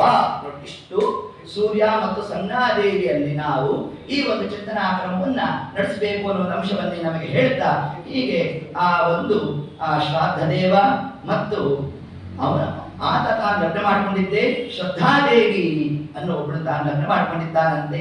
ಅನೇಕ ವರ್ಷಗಳಾಯಿತು, ಸಂತಾನ ಇರಲಿಲ್ಲ. ಆಗ ವಸಿಷ್ಠರನ್ನು ಪ್ರಾರ್ಥನೆ ಮಾಡಿದಾಗ ತಾವು ಯಾಗವನ್ನು ಮಾಡಿಸು ಅಂತಂದ್ರು. ತತ್ರ ಶ್ರದ್ಧಾ ಮನೋಪತ್ನಿ ಹೋತಾರಂ ಸಮಯಾಚತ. ಆ ಕಾಲಕ್ಕೆ ಶ್ರಾದ್ದ ದೇವ ಗಂಡು ಸಂತಾನನೇ ಆಗ್ಬೇಕು ಅಂತ ಹಠ. ಯಾವ್ದಾದ್ರು ಸಂತಾನ ಆಗಲಿ ತಂದಿದ್ರು ಚಿಂತಿರೋದು ಏನು? ಸ್ವಾಮಿ ನೀನು ಕೊಟ್ಟಿದ್ದೀನಿ ಪ್ರಸಾದ ಅನ್ನೋ ಬುದ್ಧಿ ಇರ್ಬೇಕಂತೆ. ಅದು ಶ್ರಾದ್ದದೇವ ಏನು ಮಾಡ್ದ? ಗಂಡು ಸಂತತಿನೇ ಆಗ್ಬೇಕು ಅಂತ ಪಣ ತೊಟ್ಟಾಗ ಏನಾಯ್ತು? ಸರಿ, ಏತತ್ಕಾಲಕ್ಕೆ ಆ ಸ್ವಾಹಾಕಾರಾದಿಗಳನ್ನ ಇನ್ನೇನು ಪ್ರಾರಂಭ ಮಾಡಬೇಕು. ಈ ಶ್ರಾದ್ದದೇವನ ಪತ್ನಿಯಾದ ಶ್ರದ್ಧಾದೇವಿ ಆ ಋತ್ವಿಕರು ಯಾರ್ಯಾರಿದ್ದಾರೆ ಅವರ ಹತ್ರ ಹೋಗಿ ನನಗೊಂದು ಹೆಣ್ಣು ಸಂತತಿ ಆಗಬೇಕು. ಅಲ್ಲಮ್ಮ ನಿಮ್ಮ ಯಜಮಾನರು ಗಂಡು ಸಂತತಿ ಇದ್ರೆ ಹಂಗನ್ಬೇಡ್ರಿ ಆಚಾರ್ಯ, ಬೇಕಾದ ಪಾರತೋಷಕಾಲ ಕೊಟ್ಟು ರಾಮನರು ಮಾತು ಕಟ್ಟ ಹಾಕ್ಬಿಟ್ರಂತೆ ಆ ಕಾಲಕ್ಕೆ. ಸರಿ, ಅವ್ರು ಏನು ಮಾಡಿದ್ರು? ಮಂತ್ರ ವ್ಯತ್ಯಾಸ ಮಾಡಿದ್ರು. ಹೆಣ್ಣು ಸಂತತಿಗೆ ಏನು ಬೇಕೋ ಅದನ್ನ ಏತತ್ಕಾಲಕ್ಕೆ ತಾವು ಇದು ಮಾಡಿದ್ರು. ಸರಿ, ಹಿಂಗೆ ಮಾಡಿದಾಗ ಆಕೆ ಗರ್ಭವತಿ ಆಗಿದ್ದಾಳೆ. ಇಡ ಅನ್ನೋ ಒಂದು ಹೆಣ್ಣು ಸಂತತಿ, ಹೆಣ್ಣು ಮಗು ಹುಟ್ಟು. ಶ್ರಾದ್ದ ದೇವ ಅತ್ಯಂತ ಕುಪಿತನಾದ. ವಸಿಷ್ಠರ ಬಳಿಗೆ ಹೋದ. ಸ್ವಾಮಿ, ವಿಪ್ರವಾಕ್ಯ ಜನಾರ್ದನ ಸಾಕ್ಷಿ, ನಿಮ್ಮ ಬಾಯಿದ ಒಂದು ಮಾತು ಬಂತು ಅಂತಂದ್ರೆ ಪರಮಾತ್ಮ ಅದನ್ನು ಸತ್ಯ ಮಾಡಬೇಕು. ಇವತ್ತು ಅಸತ್ಯ ಯಾಕಾಯ್ತು ಅಂದಾಗ ವಸಿಷ್ಠರಿಯಪ್ಪ ಹಿಂಗ್ಯಾಕಾಯ್ತು ನಮಗೂ ಗೊತ್ತಿಲ್ಲ ಅಂತ ಸ್ವಲ್ಪ ಎಲ್ಲ ಆಲೋಚನೆ ಮಾಡಿದಾಗೆಲ್ಲ ಕಣ್ಮುಂದೆ ಬಂತು. ಎಲ್ಲ ನಿನ್ನ ಪತ್ನಿ ಮಾಡಿದ್ರು ಕೆಲಸನಪ್ಪ. ನೋಡು, ನಿನ್ನ ಪತ್ನಿ ತನಗೆ ಹೆಣ್ಣು ಮಗು ಬೇಕು ಅಂತ ಇಷ್ಟು ಮಾಡಿಬಿಟ್ಟಿದ್ದಾಳೆ. ಆದ್ದರಿಂದ ನಿನಗೆ ಹೆಣ್ಣು ಸಂತತಿ ಆಗಿದೆ. ಸ್ವಾಮಿ, ನನಗೆ ಗಂಡು ಬೇಕು, ಇದೇ ಗಂಡ ಆಗಬೇಕು ಅಂತ ಬೇರೆ ಗಂಡ. ನೋಡಿ, ಇದು ಹೆಂಗೆ ಪರಮಾತ್ಮನ ವಿಚಿತ್ರ ವ್ಯಾಪಾರ ಇದು. ಹೀಗಿರ್ಬೇಕಾದ್ರೆ ಆಗ ವಸಿಷ್ಠರು ತಾವು ಆ ಒಂದು ತಪೋಬಲದಿಂದಾಗಿ ಆ ಹೆಣ್ಣು ಕೂಸನ್ನ ಸುದ್ಯುಮ್ನ ನಾಲ್ಕನಾದ ಒಂದು ಗಂಡು ಕೂಸನ್ನ ಮಾಡುತ್ತೆ. ಈ ಸುದ್ಯುಮ್ನ ತಾನೇನು ಮಾಡಿದ್ದ? ಒಂದಾವತ್ತು ತಾನು ಬೇಟೆಗಾಗಿ ಹೊರಟಿದ್ದ. ಆಗ ಸುಕುಮಾರ ವನ ಅಂತ ಒಂದು ಸುಂದರವಾದ ವನ ಪ್ರವೇಶ ಮಾಡ್ತಾ ಇದ್ದಂತೆ ಹೆಣ್ಣಾಗೋದು. ಹಿಂಗೆ ಯಾಕಾಯ್ತಪ್ಪ ಅಂತ ಅದನ್ನೆಲ್ಲ ವಿವೇಚನೆ ಮಾಡಿಲ್ಲ, ಆಲೋಚನೆ ಮಾಡಿದ್ರು. ರುದ್ರದೇವರು ಶಾಪ ಇತ್ತು. ರುದ್ರದೇವರು ಪಾರ್ವತಿ ದೇವಿ ಏಕಾಂತದಲ್ಲಿದ್ರು. ತತ್ಕಾಲಕ್ಕೆ ಅನೇಕ ಋಷಿ ಮುನಿಗಳು ಬಂದ್ಬಿಟ್ರು. ಪಾರ್ವತಿ ದೇವಿ ತನ್ನ ನಾಚಿದ್ದಾಳಂತೆ. ನಾಚಿದಾಗ ರುದ್ರದೇವರಂದ್ರು, ನನ್ನ ಪತ್ನಿ ನಾಚಿದ್ದಾಳೆ, ಈ ಎಲ್ಲ ಋಷಿ ಮುನಿಗಳಲ್ಲಿ ಓಡಾಡೋದು ಭಾರಿ ಜಾಸ್ತಿ ಆಗೋಗಿದೆ. ಇಲ್ಲಿ ನಾವು ಎಲ್ಲಿ ಬಂದ್ರು ಬಿಡೋದೇ ಇಲ್ಲ ಅಂತಾರೆ ಅಂತ ಏನ್ ಮಾಡ್ಬಿಟ್ರು, ಇಲ್ಲಿ ಯಾರು ಬರ್ತಾರೋ ಅವರೆಲ್ಲ ಹೆಣ್ಣಾಗ್ಲಿ ಅಂತ ಶಾಪ ಎಲ್ಲ ಬರೋದೇ ಬಿಟ್ಬಿಟ್ರು. ಪಾಪ ಇವನು ಸುದ್ಯುಮ್ನೆ ಯಾರು, ಇದನ್ನು ಗಿಡ ಸುದ್ಯುಮ್ನ ಈತನ ಗೊತ್ತಿರಲಿಲ್ಲ. ತಾನು ಹೋದ, ಹೆಣ್ಣಾಗಿ ಬಿಟ್ಟ. ಪುನಃ ಶ್ರಾದ್ದ ದೇವ ಬಂದ. ಯಾರತ್ರ? ವಸಿಷ್ಠರ ಹತ್ರ. ಸ್ವಾಮಿ, ನನ್ನ ಕೂಸು ಪುನಃ ಹೆಣ್ಣಾಗೋಯ್ತು ಅಂತ. ಇದು ಒಳ್ಳೆ ಗ್ರಾಚಾರ ಆಯ್ತು. ಅಂತಂದ್ರು. ಹೌದಾ, ನೋಡಪ್ಪ ನಮ್ಮ ಕೈಲಿ ಏನು ಇಲ್ವೋ, ನಾನಿದನ್ನೆಲ್ಲ ಹಂಗಲ ಮಂತ್ರಶಕ್ತಿಯಿಂದಾಗಿ ಈ ಕಾರ್ಯನಿರ್ವಹಣೆ ಮಾಡ್ಲಿಕ್ಕೆ ಆಗುಲ್ಲ. ಮನೋನ್ಯಾಮಕರಾದ ಮಹರುದ್ರ ದೇವರ ವ್ಯಾಪಾರ ಇದು, ಅವ್ರ ಹತ್ರ ಹೋಗಿ ಇದ್ರ ಬಗ್ಗೆ ನಾವು ಪ್ರಾರ್ಥನೆ ಮಾಡೋಣ ಬಾ ಅಂತ ಹೋದ್ರು. ಹೋಗಿ ಪ್ರಾರ್ಥನೆಯನ್ನು ಮಾಡಿದ್ರು. ಆಗ ರುದ್ರದೇವರು ಎತ್ತತ್ಕಾಲಕ್ಕ ಬಂದ್ರು. 1 ತಿಂಗಳು ಗಂಡು 1 ತಿಂಗಳು ಹೆಣ್ಣು. ಏನ ಸುಂದರ ವ್ಯಾಪಾರ ಪರಮಾತ್ಮ ನಡೆಸಿದ್ದಾನೆ. ಇಷ್ಟೆಲ್ಲ ಆದಾಗ, ಹೆಣ್ಣಾದಾಗ, ಆ ಇಳಾದೇವಿ ಆದಾಗ ಇವರು ಒಂದು ಲಗ್ನ ಆಯಿತು. ಚಂದ್ರನ ವಂಶದಲ್ಲಿ ಬಂದಕ್ಕಂಥ ಚಂದ್ರನ ಮಗನಾಗಿರ್ತಕ್ಕಂಥ ಬುಧನ ಮಗನಾಗಿರ್ತಕ್ಕಂತಹ ಪುರೂರವ. ಆ ಪುರೂರವನೇ ಕೊಟ್ಟು ಲಗ್ನ ಮಾಡಿದಾಗ ಇಳಾದೇವಿಯಲ್ಲಿ ಬಂದಿರತಕ್ಕಂಥವನೇ ಐಲ. ಅವನೇ ಅದೇ ಮುಂದೆ ನಮ್ಗೆ ಬರ್ತಕ್ಕಂಥದ್ದು ಯಾವುದು, ಐಲಗೀತೆ ಅಂತ ಬರುತ್ತಲ್ಲ ದಶಮಸ್ಕಂದ. ಆ ಐಲಗೀತೆ ಯಾರ್ದು ಅವನ್ನೆಲ್ಲ ತಾಪತ್ರಯ ಹೇಳ್ಕೊಳ್ಳಿ ಶುರು ಮಾಡಿದ. ನೋಡಿ, ಒಟ್ಟಾರೆ ಈ ಒಂದು ಸಂತತಿ ಹಿಂಗೆ ಪ್ರಾರಂಭ ಆಯಿತು. ಮುಂದೆ ಆತನ ಪುನಃ ಪೂರ್ಣ ಆ ಗಂಧಜನವೇ ಪ್ರಾಪ್ತಿಯಾಯಿತು ಅಂತ ಹರಿವಂಶ ತಾನು ವರ್ಣನೆ ಮಾಡುತ್ತೆ. ಹೀಗೆ ಒಟ್ಟಾರೆ ಆ ವೈವಸ್ವತ ಮನುವಿನ ಆ ಶ್ರಾದ್ದ ದೇವನ ವಂಶ, ಆ ವಂಶದಲ್ಲಿ ಬಂದಿರತಕ್ಕಂಥದ್ದೇ ಪುನಃ ನಮಗೆ ಎಲ್ಲ ಆ ಸೂರ್ಯವಂಶದ ವರ್ಣನೆಯನ್ನ ತಾವು ನಡೆಸಿರ್ತಕ್ಕಂಥದ್ದು. ಸಾಕ್ಷಾತ್ತಾಗಿ ಯಾರು ಇಕ್ಷ್ವಾಕು ಮಹಾರಾಜ, ಇಕ್ಷ್ವಾಕು ಮಹಾರಾಜನ ವಂಶದಲ್ಲಿ ಬಂದಿರತಕ್ಕಂಥವರು ಯಾರು, ದಶರಥ ಮಹಾರಾಜ, ಸಾಕ್ಷಾತ್ ರಾಮದೇವರು. ಹೀಗೆ ಸಮಗ್ರವಾದ ಆ ಒಂದು ವರ್ಣನೆಯನ್ನ ತಾವು ನಡೆಸಿರ್ತಕ್ಕಂಥದ್ದು. ಇಷ್ಟಲ್ಲ, ಆ ನಂತರ ಮುಂದೆ ಧರ್ಮದ ವಿವೇಚನೆ ಬಗ್ಗೆ ನಮಗೆ ತಿಳಿಸಲಿಕ್ಕಾಗಿ ಆಗ ತಿಳಿಸಿರ್ತಕ್ಕಂತಹ ಒಂದು ಕಥಾಭಾಗನೆ ಯಾವುದು, ವೈಷ್ಣವ ವ್ರತಾದಿಗಳ ಮಹತ್ವ ಏನಿದೆ ಅದರ ನಿರೂಪಣೆಗಾಗಿ ಹೊರಟದ್ದೇ ಯಾವುದು, ಅಂಬರೀಷ ಮಹಾರಾಜನ ಕಥಾಭಾಗ. ಅದರಲ್ಲಿ ನಮಗೆ ತಿಳಿಸ್ತಾ, ರಾಜರ್ಷಿ ಆಗಿರ್ತಕ್ಕಂತಹ ಅಂಬರೀಷ ಎಂತಹ ಸಾಧಕ ಪುರುಷ ಆತ. ಭಾಗವತ ಅನೇಕ ಶ್ಲೋಕದಲ್ಲಿ ಆತನನ್ನು ಕೊಂಡಾಡುತ್ತೆ. ಸವೈ ಮನಃ ಕೃಷ್ಣ ಪದಾರವಿಂದಯೋ ವಚಾಂಸಿ ವೈಕುಂಠ ಗುಣಾನುವರ್ಣನೆ ಕರೋ ಹರೇರ್ ಮಂದಿರ ಮಾರ್ಜನಾದಿಷು ಶ್ರುತಿಂ ಚಕಾರ ಅಚ್ಯುತ ಸತ್ಕಥೋದಯೇ. ಭಾಗವತ ತಿಳಿಸುತ್ತೆ ಅಂಬರೀಷ ಮಹಾರಾಜನ ಆ ಒಂದು ಭಕ್ತಿ, ಆ ಒಂದು ಅನುಸಂಧಾನ ಹೇಗಿದ್ದಾತನಲ್ಲಿ. ಸವೈ ಮನಃ, ಸದಾಕಾಲ ಅಂಬರೀಷ ಮಹಾರಾಜನ ಮನಸ್ಸು ಎಲ್ಲಿತ್ತು, ಕೃಷ್ಣ ಪದಾರವಿಂದಯೋ. ಸದಾಕಾಲ ಪರಮಾತ್ಮನ ಪಾದಾರವಿಂದಗಳಲ್ಲಿ ತನ್ನ ಮನಸ್ಸನ್ನು ತಾನಿಟ್ಟಿರಬೇಕು. ಕರವು ತನ್ನ ಹಸ್ತಗಳಿಂದ ಏನು ಮಾಡ್ತಾ ಇದ್ದ, ಅದ್ಯಾಪಿ ಚಕ್ರವರ್ತಿ ಆದರೂ ಆತ ಎಂತಹ ಕಾರ್ಯವನ್ನು ಮಾಡ್ತಿದ್ದ. ಕರೌ ಹರೇರ್ ಮಂದಿರ, ಪ್ರತಿನಿತ್ಯ ಹರಿಮಂದಿರವನ್ನ ತಾನೇ ಗುಡಿಸೋನಂತೆ. ಇಂತಹ ಸೇವೆಯನ್ನು ಮಾಡಿರ್ತಕ್ಕಂಥವು ಯಾರು, ಅಂಬರೀಷ್ ಮಹಾರಾಜ. ಚಕ್ರವರ್ತಿ, ಏನ್ ಚಕ್ರವರ್ತಿ ಅಂದ್ರೆ ಏನರ್ಥ, ಚಕ್ರ ಅಂದ್ರೆ ರಾಷ್ಟ್ರ ಅಂತ ಒಂದು ಅರ್ಥ. ಇಡೀ ರಾಷ್ಟ್ರವನ್ನ ಯಾರು ತನ್ನ ಆಜ್ಞೆಯಿಂದಾಗಿ ಪಾಲನೆ ಮಾಡ್ತಾ ಇದ್ರು ಅವರನ್ನೇ ಚಕ್ರವರ್ತಿಗಳು ಅಂತ ಕರೆದಿರ್ತಕ್ಕಂಥದ್ದು. ಹೀಗೆ ಶ್ರುತಿಂ ಚಕಾರ ಅಚ್ಯುತ ಸತ್ಕಥೋದಯೇ, ಹರಿಕಥಾ ಕೇಳುವ ಕಾಲಕ್ಕೆ ವಿಶಿಷ್ಟವಾದಂತಹ ಆ ಒಂದು ಆನಂದವನ್ನು ಬಿಡ್ತಾ ಇದ್ದಂತೆ. ಅಂತಹ ಆ ಸತ್ಕುಲ ಪ್ರಸೂತಾತ ಹೀಗೆ ಹೇಳ್ತಾ ಮುಂದೆ ಘ್ರಾಣಂ ಚ ತತ್ಪಾದ ಸರೋಜ ಸೌರಭ, ಸದಾಕಾಲ ಹರಿನಿರ್ಮಾಲ್ಯವನ್ನೇ ಆಘ್ರಾಣಿಸ್ತಾ ಇರಬೇಕಾನೆ. ಇಂತಹ ಒಂದು ಹರಿಭಕ್ತ ಕೇವಲ ಭಕ್ತಿ ಮಾತ್ರ ಅಲ್ಲ, ಅನುಷ್ಠಾನ ಪರ. ಯಾವುದರ ಅನುಷ್ಠಾನ, ವೈಷ್ಣವ ವ್ರತಾಚರಣೆಯ ಅನುಷ್ಠಾನ. ಅದರಲ್ಲಿ ಅತಿ ಪ್ರಸಿದ್ಧವಾಗಿರ್ತಕ್ಕಂಥದ್ದು ಕಥಾಭಾಗ ನಮಗೆ ಗೊತ್ತಿರ್ತಕ್ಕಂಥದ್ದೇ. ಏಕಾದಶಿ ಅಂತ ಮಾಡಿರಬೇಕು, ಕಲಾಮಾತ್ರ ಸಾಧನಾ ದ್ವಾದಶಿ ಬಂದಿರಬೇಕು. ಗೊತ್ತಲ್ಲ ಕಲಾಮಾತ್ರ ಸಾಧನಾ ದ್ವಾದಶಿ ಅಂದ್ರೆ ಏನು, ಕೈಗೆ ತೀರ್ಥ ಹಾಕೋಬೇಕು, ಸೂರ್ಯೋದಯ ಆಗಿರಬೇಕು, ಆ ತೀರ್ಥದಿಂದ ಗೆರೆ ಕಾಣಿಸ್ಬೇಕು, ತೀರ್ಥ ಪ್ರಾಶನ ಮಾಡಬೇಕು. ಇದನ್ನೇ ಸಾಧನಾ ದ್ವಾದಶಿ, ಕಲಾಮಾತ್ರ ಸಾಧನ ಅಂತ ಕರೆದಿದ್ದಾರೆ. ಸಾಮಾನ್ಯವಾಗಿ ಯಾವ ದಿವಸ ಇರುತ್ತೆ, ಶ್ರವಣೋಪವಾಸ ಆದ್ಮೇಲೆ ಬಂದಿರುತ್ತೆ. ಅದರ ಮಾನ್ಯ ದಿವಸ ಅಲ್ಪ ದ್ವಾದಶಿ ಇರ್ತಕ್ಕಂತಹ ಸಮಯದಲ್ಲಿ ಕಲಾಮಾತ್ರ ಸಾಧನ ಅಂತ ಕರೆದಿದ್ದಾರೆ. ಹೀಗೆ ಆ ಒಂದು ವಿಶಿಷ್ಟವಾದ ವ್ರತದ ಅನುಷ್ಠಾನವನ್ನು ತಾನು ಮಾಡಿರ್ತಕ್ಕಂಥವ.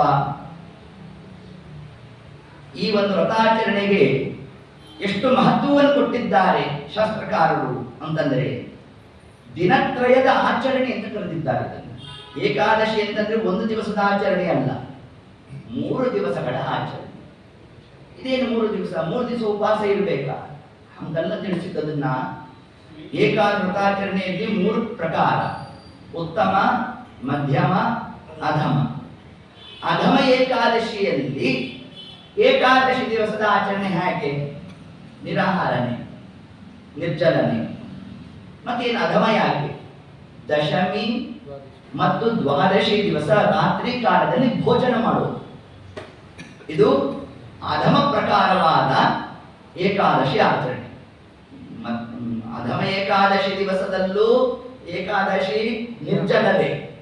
ಆದರೆ ದಶಮಿ ಮತ್ತು ದ್ವಾದಶಿ ದಿವಸಗಳಲ್ಲಿ ರಾತ್ರಿ ಕಾಲದಲ್ಲಿ ಭೋಜನವನ್ನು ಮಾಡ್ತು ಅಂತಂದ್ರೆ ಅದು ಅಧಮ ಅಂತ ಕರೆದು. ಇನ್ನು ಮಧ್ಯಮ ಯಾವುದು ಅಂತಂದ್ರೆ ದಶಮಿ ಮತ್ತು ದ್ವಾದಶಿ ದಿವಸದಲ್ಲಿ ಉಪಹಾರವನ್ನ ಮಾಡುವುದು ರಾತ್ರಿ ಕಾಲದಲ್ಲಿ. ಇದನ್ನ ಮಧ್ಯಮ ಅಂತ. ಉತ್ತಮ ಪಕ್ಷ ಯಾವುದು? ದಶಮಿ ಬೆಳಗ್ಗೆ ಭೋಜನ ಮಾಡ್ದ, ಇನ್ನು ದ್ವಾದಶಿ ದಿವಸ ಪಾರಣೆ ಮಾಡ್ದ, ಮುಗೀತು. ಇದನ್ನ ಉತ್ತಮ ಪಕ್ಷ ಅಂತ ಕರೆದಿದ್ದಾರೆ. ಏತತ್ ಕ್ರಮದಿಂದ ತಾನು ಆ ದಿನತ್ರಯನ ಆಚರಣೆಯನ್ನು ಮಾಡಿರಬೇಕು. ಏತತ್ ಕಾಲಕ್ಕೆ ದ್ವಾದಶಿ ದಿವಸ ಅನೇಕ ಜನ ಬ್ರಾಹ್ಮಣರಿಗೆ ಭೋಜನವಂತ ಮಾಡ್ತಕ್ಕಂತಹ ಒಂದು ಸಂಕಲ್ಪ ಬೇರೆ ತಾನು ಹೇಳಿದ್ದ. ಆ ಎಲ್ಲ ಪ್ರಕ್ರಿಯಾದಿಗಳೆಲ್ಲ ನಡೀತಾ ಇತ್ತು. ಒಂದಾವರ್ತಿ ದೂರ್ವಾಸತ ಬರಬೇಕು, ಬಂದಾಗ ನಾವು ಹೋಗಿ ಇಲ್ಲಿ ಅಗ್ನಿಗೆ ಮುಗಿಸ್ಕೊಂಡ್ ಬರ್ತೀನಿ ಅಂತ. ಇನ್ನೇನ್ ದ್ವಾದಶಿ ಮುಗಿತಕ್ಕಂತಹ ಒಂದು ಸಮಯ ಬಂದೇ ಹೋಯಿತು. ಇಷ್ಟಾದರೂ ಕೂಡ ದೂರ್ವಾಸರು ಬರಲೇ ಇಲ್ಲ. ಯಾವಾಗ ದೂರ್ವಾಸರು ಬರಲಿಲ್ವೋ ಅನೇಕ ಜನ ಋಷಿಮುನಿಗಳು, ಬ್ರಾಹ್ಮಣರು ಯಾರ್ಯಾರು ಗೊತ್ತಿದ್ರು, ನೋಡಪ್ಪ ನೀನು ಏಕಾದಶಿಯನ್ನ ಮಾಡಿ ದ್ವಾದಶಿ ದಿವಸದಲ್ಲಿ ಸಕಾಲದಲ್ಲಿ ಪಾರಣೆಯನ್ನ ಮಾಡಿಲ್ಲ ಅಂತಂದ್ರೆ 12 ಏಕಾದಶಿ ಮಾಡಿದ ಫಲ ಹೋಗಬೇಕು. ಇದೊಂದು ಧರ್ಮಶಾಸ್ತ್ರ ತಿಳಿಸ್ತಕ್ಕಂಥ ಶಾಸ್ತ್ರ. ತನ್ನಿಮಿತ್ತ ಏನ್ ಮಾಡು? ಅಶಿತ ನಶಿತ ಯಸ್ಮಾತ್ ಆಪೋ ವಿದ್ವದ್ಭನೀರಿತಾಃ ಅಂಬಸ ಕೇವಲೇನೈವ ಕರಿಷ್ಯೆ ವ್ರತ ಪಾರಣಂ. ಅದರಿಂದ ಏನ್ ಮಾಡುವುದು? ಒಂದು ಹನಿ ನೀರನ್ನು ಪಾನ ಮಾಡುವುದು. ನೀರು, ಅದಕ್ಕೆ ಅಂಬಸ, ನೀರನ್ನ ನೀನು ಪಾನ ಮಾಡುವುದು. ಅಶಿತ ನಶಿತ ಯಸ್ಮಾತ್ ಆಪೋ, ನೀರನ್ನ ಕುಡಿದುಕೊಡ್ತು ಅಂತಂದ್ರೆ ಆಗೇನಾಯ್ತು? ನಿನ್ನ ವ್ರತ ಭಂಗ ಆಗೋಲ್ಲ ಅಂತ ಒಂದು ನಿರ್ಣಯ ಕೊಟ್ಬಿಟ್ರು. ಅದಕ್ಕೆ ಅನುಸಾರಿಯಾಗಿದ್ದು ಏನು ಮಾಡ್ದ? ತಾನು ಜಲಪಾನವನ್ನು ಮಾಡ್ದ. ಮಾಡಷ್ಟೊತ್ತಿಗೆ ದೂರ್ವಾಸತ ಬರಬೇಕು. ಅತ್ಯಂತ ಕ್ರುದ್ಧರಾದರು. ತಮ್ಮ ಜಟೆಯಿಂದ ಒಂದು ಕೂದಲನ್ನು ತೆಗೆದು ಹೋದರು. ಒಂದು ದೈತ್ಯಾಕಾರವಾದ ಒಂದು ರೂಪ ಉದ್ಭವ ಆಗೋಯಿತು. ಅಂಬರೀಷ್ ಮಹಾರಾಜನನ್ನ ತಾನು ಕಬಳಿಸೋ ಕ್ರಮದಲ್ಲಿ ಬರ್ತಾ ಇದೆಯಂತೆ. ಬಂದಾಗ ತಮ್ಮ ತಾವು ನಿರ್ವಿಕಾರರಾಗಿ ಅಂಬರೀಷ್ ಮಹಾರಾಜ ತಾನು ಪರಮಾತ್ಮನನ್ನ ಸ್ತೋತ್ರ ಮಾಡ್ತಾ ಇದ್ದಾರಂತೆ. ಯಾವಾಗ ಪರಮಾತ್ಮ ಸ್ತೋತ್ರ ಮಾಡಿದ್ರು ಅವ್ರ ಮನೆಯ ದೇವರ ಪೆಟ್ಟಿಗೆಯಲ್ಲಿ ಒಂದು ಸುದರ್ಶನ ಚಕ್ರ ಇಟ್ಕೊಂಡಿದ್ದ. ಅದರಿಂದಲೇ ಪರಮಾತ್ಮ ತಾನು ಅಭಿವ್ಯಕ್ತ ತನ್ನ ಆಯುಧವನ್ನು ಕಳಿಸ್ಕೊಟ್ಟಂತೆ. ನೋಡ್ರಿ, ಸುದರ್ಶನ ಮಹಾಜ್ವಾಲ ಸೂರ್ಯಕೋಟಿ ಸಮಪ್ರಭಾ ಅಜ್ಞಾನ ಅಂಧಸ್ಯ ಮೇ ನಿತ್ಯಂ ವಿಷ್ಣುರ್ಮಾರ್ಗಂ ಪ್ರದರ್ಶಯ. ಸುದರ್ಶನ ಚಕ್ರ ಮೊದಲಿಗೆ ಬಂದಿರತಕ್ಕಂತಹ ದೈತ್ಯಾಕಾರವಾದ ಶರೀರವನ್ನ ಸಂಹಾರ ಮಾಡಿ, ತರುವಾಯ ದೂರ್ವಾಸರನ್ನ ಬೆನ್ನಟ್ಟಿಬಿಡ್ತಂತೆ. ಇದೇನ್ರಿ ನಿಮ್ ದೇವರು ಹೇಳೋದೊಂದು ಮಾಡೋದೊಂದು. ಪರಮಾತ್ಮ ತಾನೇ ತಿಳಿಸಿದ್ದಾನೆ. ಪರಮಾತ್ಮ ಸಂಕಲ್ಪವೇನು? ಗೋ ಬ್ರಾಹ್ಮಣ ತಾಯಿ. ಈಗ ಅಂಬರೀಷ್ ಮಹಾರಾಜ ಬ್ರಾಹ್ಮಣನೋ ದೂರ್ವಾಸರ ಬ್ರಾಹ್ಮಣರು? ದೂರ್ವಾಸರ ಬ್ರಾಹ್ಮಣ. ಹಾಗಾದ್ರೆ ವೇದಾನುಸಾರಿಯಾಗಿ ನಿಮ್ ದೇವ್ರು ಯಾರ ಪಕ್ಷದಲ್ಲಿ ಇರಬೇಕಾಗಿತ್ತು? ದೂರ್ವಾಸರ ಪಕ್ಷದಲ್ಲಿ. ಈಗ ಯಾರ ಪಕ್ಷದಲ್ಲಿ ನಿಂತ? ಅಂಬರೀಷ್ ಮಹಾರಾಜ ಪಕ್ಷ. ಹಾಗಾಗಿ ನಿಮ್ ದೇವ್ರ ಮಾತು ಸುಳ್ಳಾಯಿತು. ಹಿಂಗ್ ಪ್ರಶ್ನೆ ಬಂದ್ರೆ ಸುಳ್ಳಾಗಿಲ್ಲ ಅಂತ ಏನ್ ಅರ್ಥ ಮಾಡಿದ್ರಿ ನೀವು? ಗೋ ಬ್ರಾಹ್ಮಣ ಹಿತಾಯಿಚ ಅಂತಂದ್ರೆ ಗೋವುಗಳು ಬ್ರಾಹ್ಮಣರು ಹಂಗೆ ಅಷ್ಟೇ ಅರ್ಥ ಅಲ್ಲ. ಗೋ ಅಂದ್ರೆ ಏನರ್ಥ? ವೇದಗಳು. ಗೋ ಅಂದ್ರೆ ಏನರ್ಥ? ಜ್ಞಾನ ಅಂತ ಅರ್ಥ. ಯಾರು ಭಗವತ್ಪರವಾದ ಜ್ಞಾನವನ್ನ ತಿಳಿದಿರ್ತಾರೋ ಅವನೇ ಬ್ರಾಹ್ಮಣ ಶಬ್ದವಾಚ್ಯ. ಇದು ಜಾತಿ ವಿಶೇಷ ಶಬ್ದ ಅಲ್ಲ, ಗುಣ ವಿಶೇಷ ಶಬ್ದ. ಜಾತಿ ವಿಶೇಷದಲ್ಲಿ ಅದ್ಯಾಪಿ ಬ್ರಾಹ್ಮಣ ಅವನಿಗೆ ದ್ವಿಜತ್ವ ಪ್ರಾಪ್ತಿಯಾದಾಗ ಅವನಿಗೆ ಇರ್ತಕ್ಕಂತಹ ಆ ಒಂದು ಕ್ರಮ ಅಧಿಕಾರ ಅದು ಬೇರೆ. ಬ್ರಾಹ್ಮಣ ಶಬ್ದವಾಚ್ಯ ಎಲ್ಲರೂ ಆದ್ರು ಅಂದ್ರೆ ಎಲ್ಲರೂ ವೇದವನ್ನು ಹಿಡಿಬೇಕು ಅಂತ ಹಂಗೆ ತಿಳಿಸಿದ್ದಲ್ಲ. ಮತ್ತೆ ಇಲ್ಲಿ ನೋಡಿ, ದ್ವಿಜತ್ವ ಪ್ರಾಪ್ತಿಯಾಗಿರ್ಬೇಕು. ಜನ್ಮತಃ ತಾನು ಬ್ರಾಹ್ಮಣ ವರ್ಣಾಶ್ರಮದಲ್ಲಿ ಬಂದಿರಬೇಕು, ದ್ವಿಜತ್ವ ಪ್ರಾಪ್ತಿ ಆಗಬೇಕು. ಆಗ ಮಾತ್ರ ವೇದ ಉಪನಿಷತ್ತು ಇದಕ್ಕೆ ಅಧಿಕಾರ ಪ್ರಾಪ್ತಿ ಆಗುತ್ತೆ. ಇಲ್ಲ, ಅನ್ಯ ವರ್ಣಾಶ್ರಮದಲ್ಲಿ ಹುಟ್ಟಿದ್ದಾನೆ, ಅದೇ ಪರಮಾತ್ಮನ ಪರವಾದಂತಹ ಜ್ಞಾನವನ್ನ ಬ್ರಹ್ಮಣ ಅಣತಿ ದೇವರನ್ನ ತಿಳಿಯುವ ಆ ಹಂತದಲ್ಲಿ ಇದ್ದಾನೆ, ಒಂದಷ್ಟು ದೇವರ ಬಗ್ಗೆ ತಿಳಿದಿದ್ದಾನೆ. ಅಷ್ಟು ಮಾತ್ರ ಅಲ್ಲ, ತಾನು ವೈಷ್ಣವ ವ್ರತಾದಿಗಳ ಆಚರಣೆಯಲ್ಲಿ ತೊಡಗಿದ್ದಾನೆ. ಎಷ್ಟು ಮಹತ್ವ ಇದೆ ವೈಷ್ಣವ ವ್ರತಕ್ಕೆ ಅಂತಂದ್ರೆ, ದೈತ್ಯರೂ ಕೂಡ ದೇವತೆಗಳಾಗ್ತಾರೆ. ಯಾವುದರಿಂದ?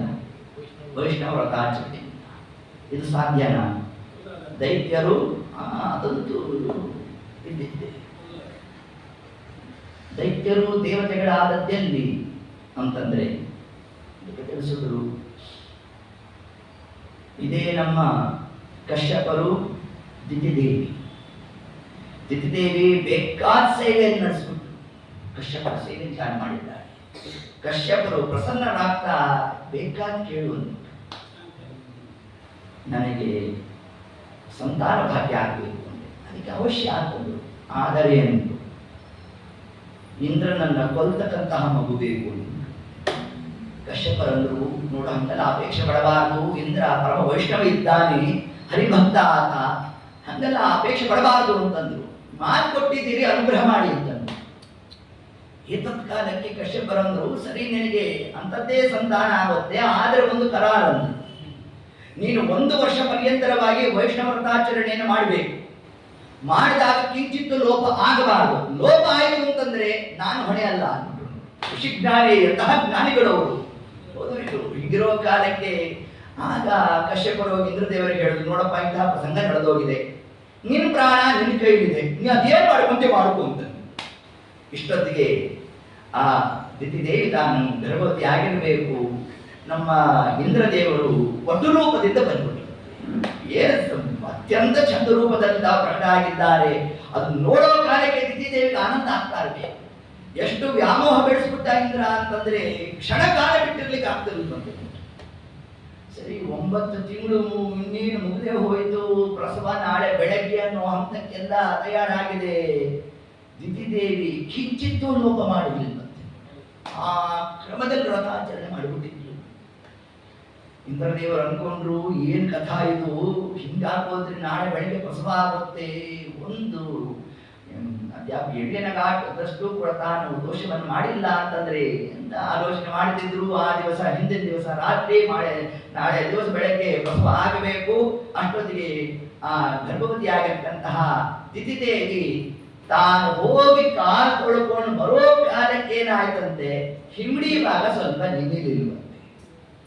ಇಂದ್ರದೇವರಂದ್ರು, ಅದ್ಯಾಪಿ ಗರ್ಭಿಣಿಯರಿಗೆ ಅಷ್ಟು ದೋಷ ಇಲ್ಲ, ಆದ್ರೆ ಉದ್ದೇಶ ಸರಿ ಇಲ್ಲ ಅಂತ ಏನ್ ಮಾಡಿದ್ರಂತೆ, ಅದೇ ಮಹತ್ತರವಾದ ದೋಷ ಅಂತ ಇಂದ್ರದೇವರು ಗರ್ಭವನ್ನು ಪ್ರವೇಶ ಮಾಡಬೇಕು, ವಜ್ರಾಯುಧ ಧಾರಿಗಳಾಗಬೇಕು, ಅದನ್ನ ಗರ್ಭದ ಪಿಂಡವನ್ನ ಪ್ರಹಾರ ಮಾಡಬೇಕು. ಪ್ರಹಾರ ಮಾಡಿದ್ರೆ 7 ಭಾಗ ಆಗುತ್ತಂತೆ, 7 ಪಿಂಡಗಳಾಗುತ್ತದೆ.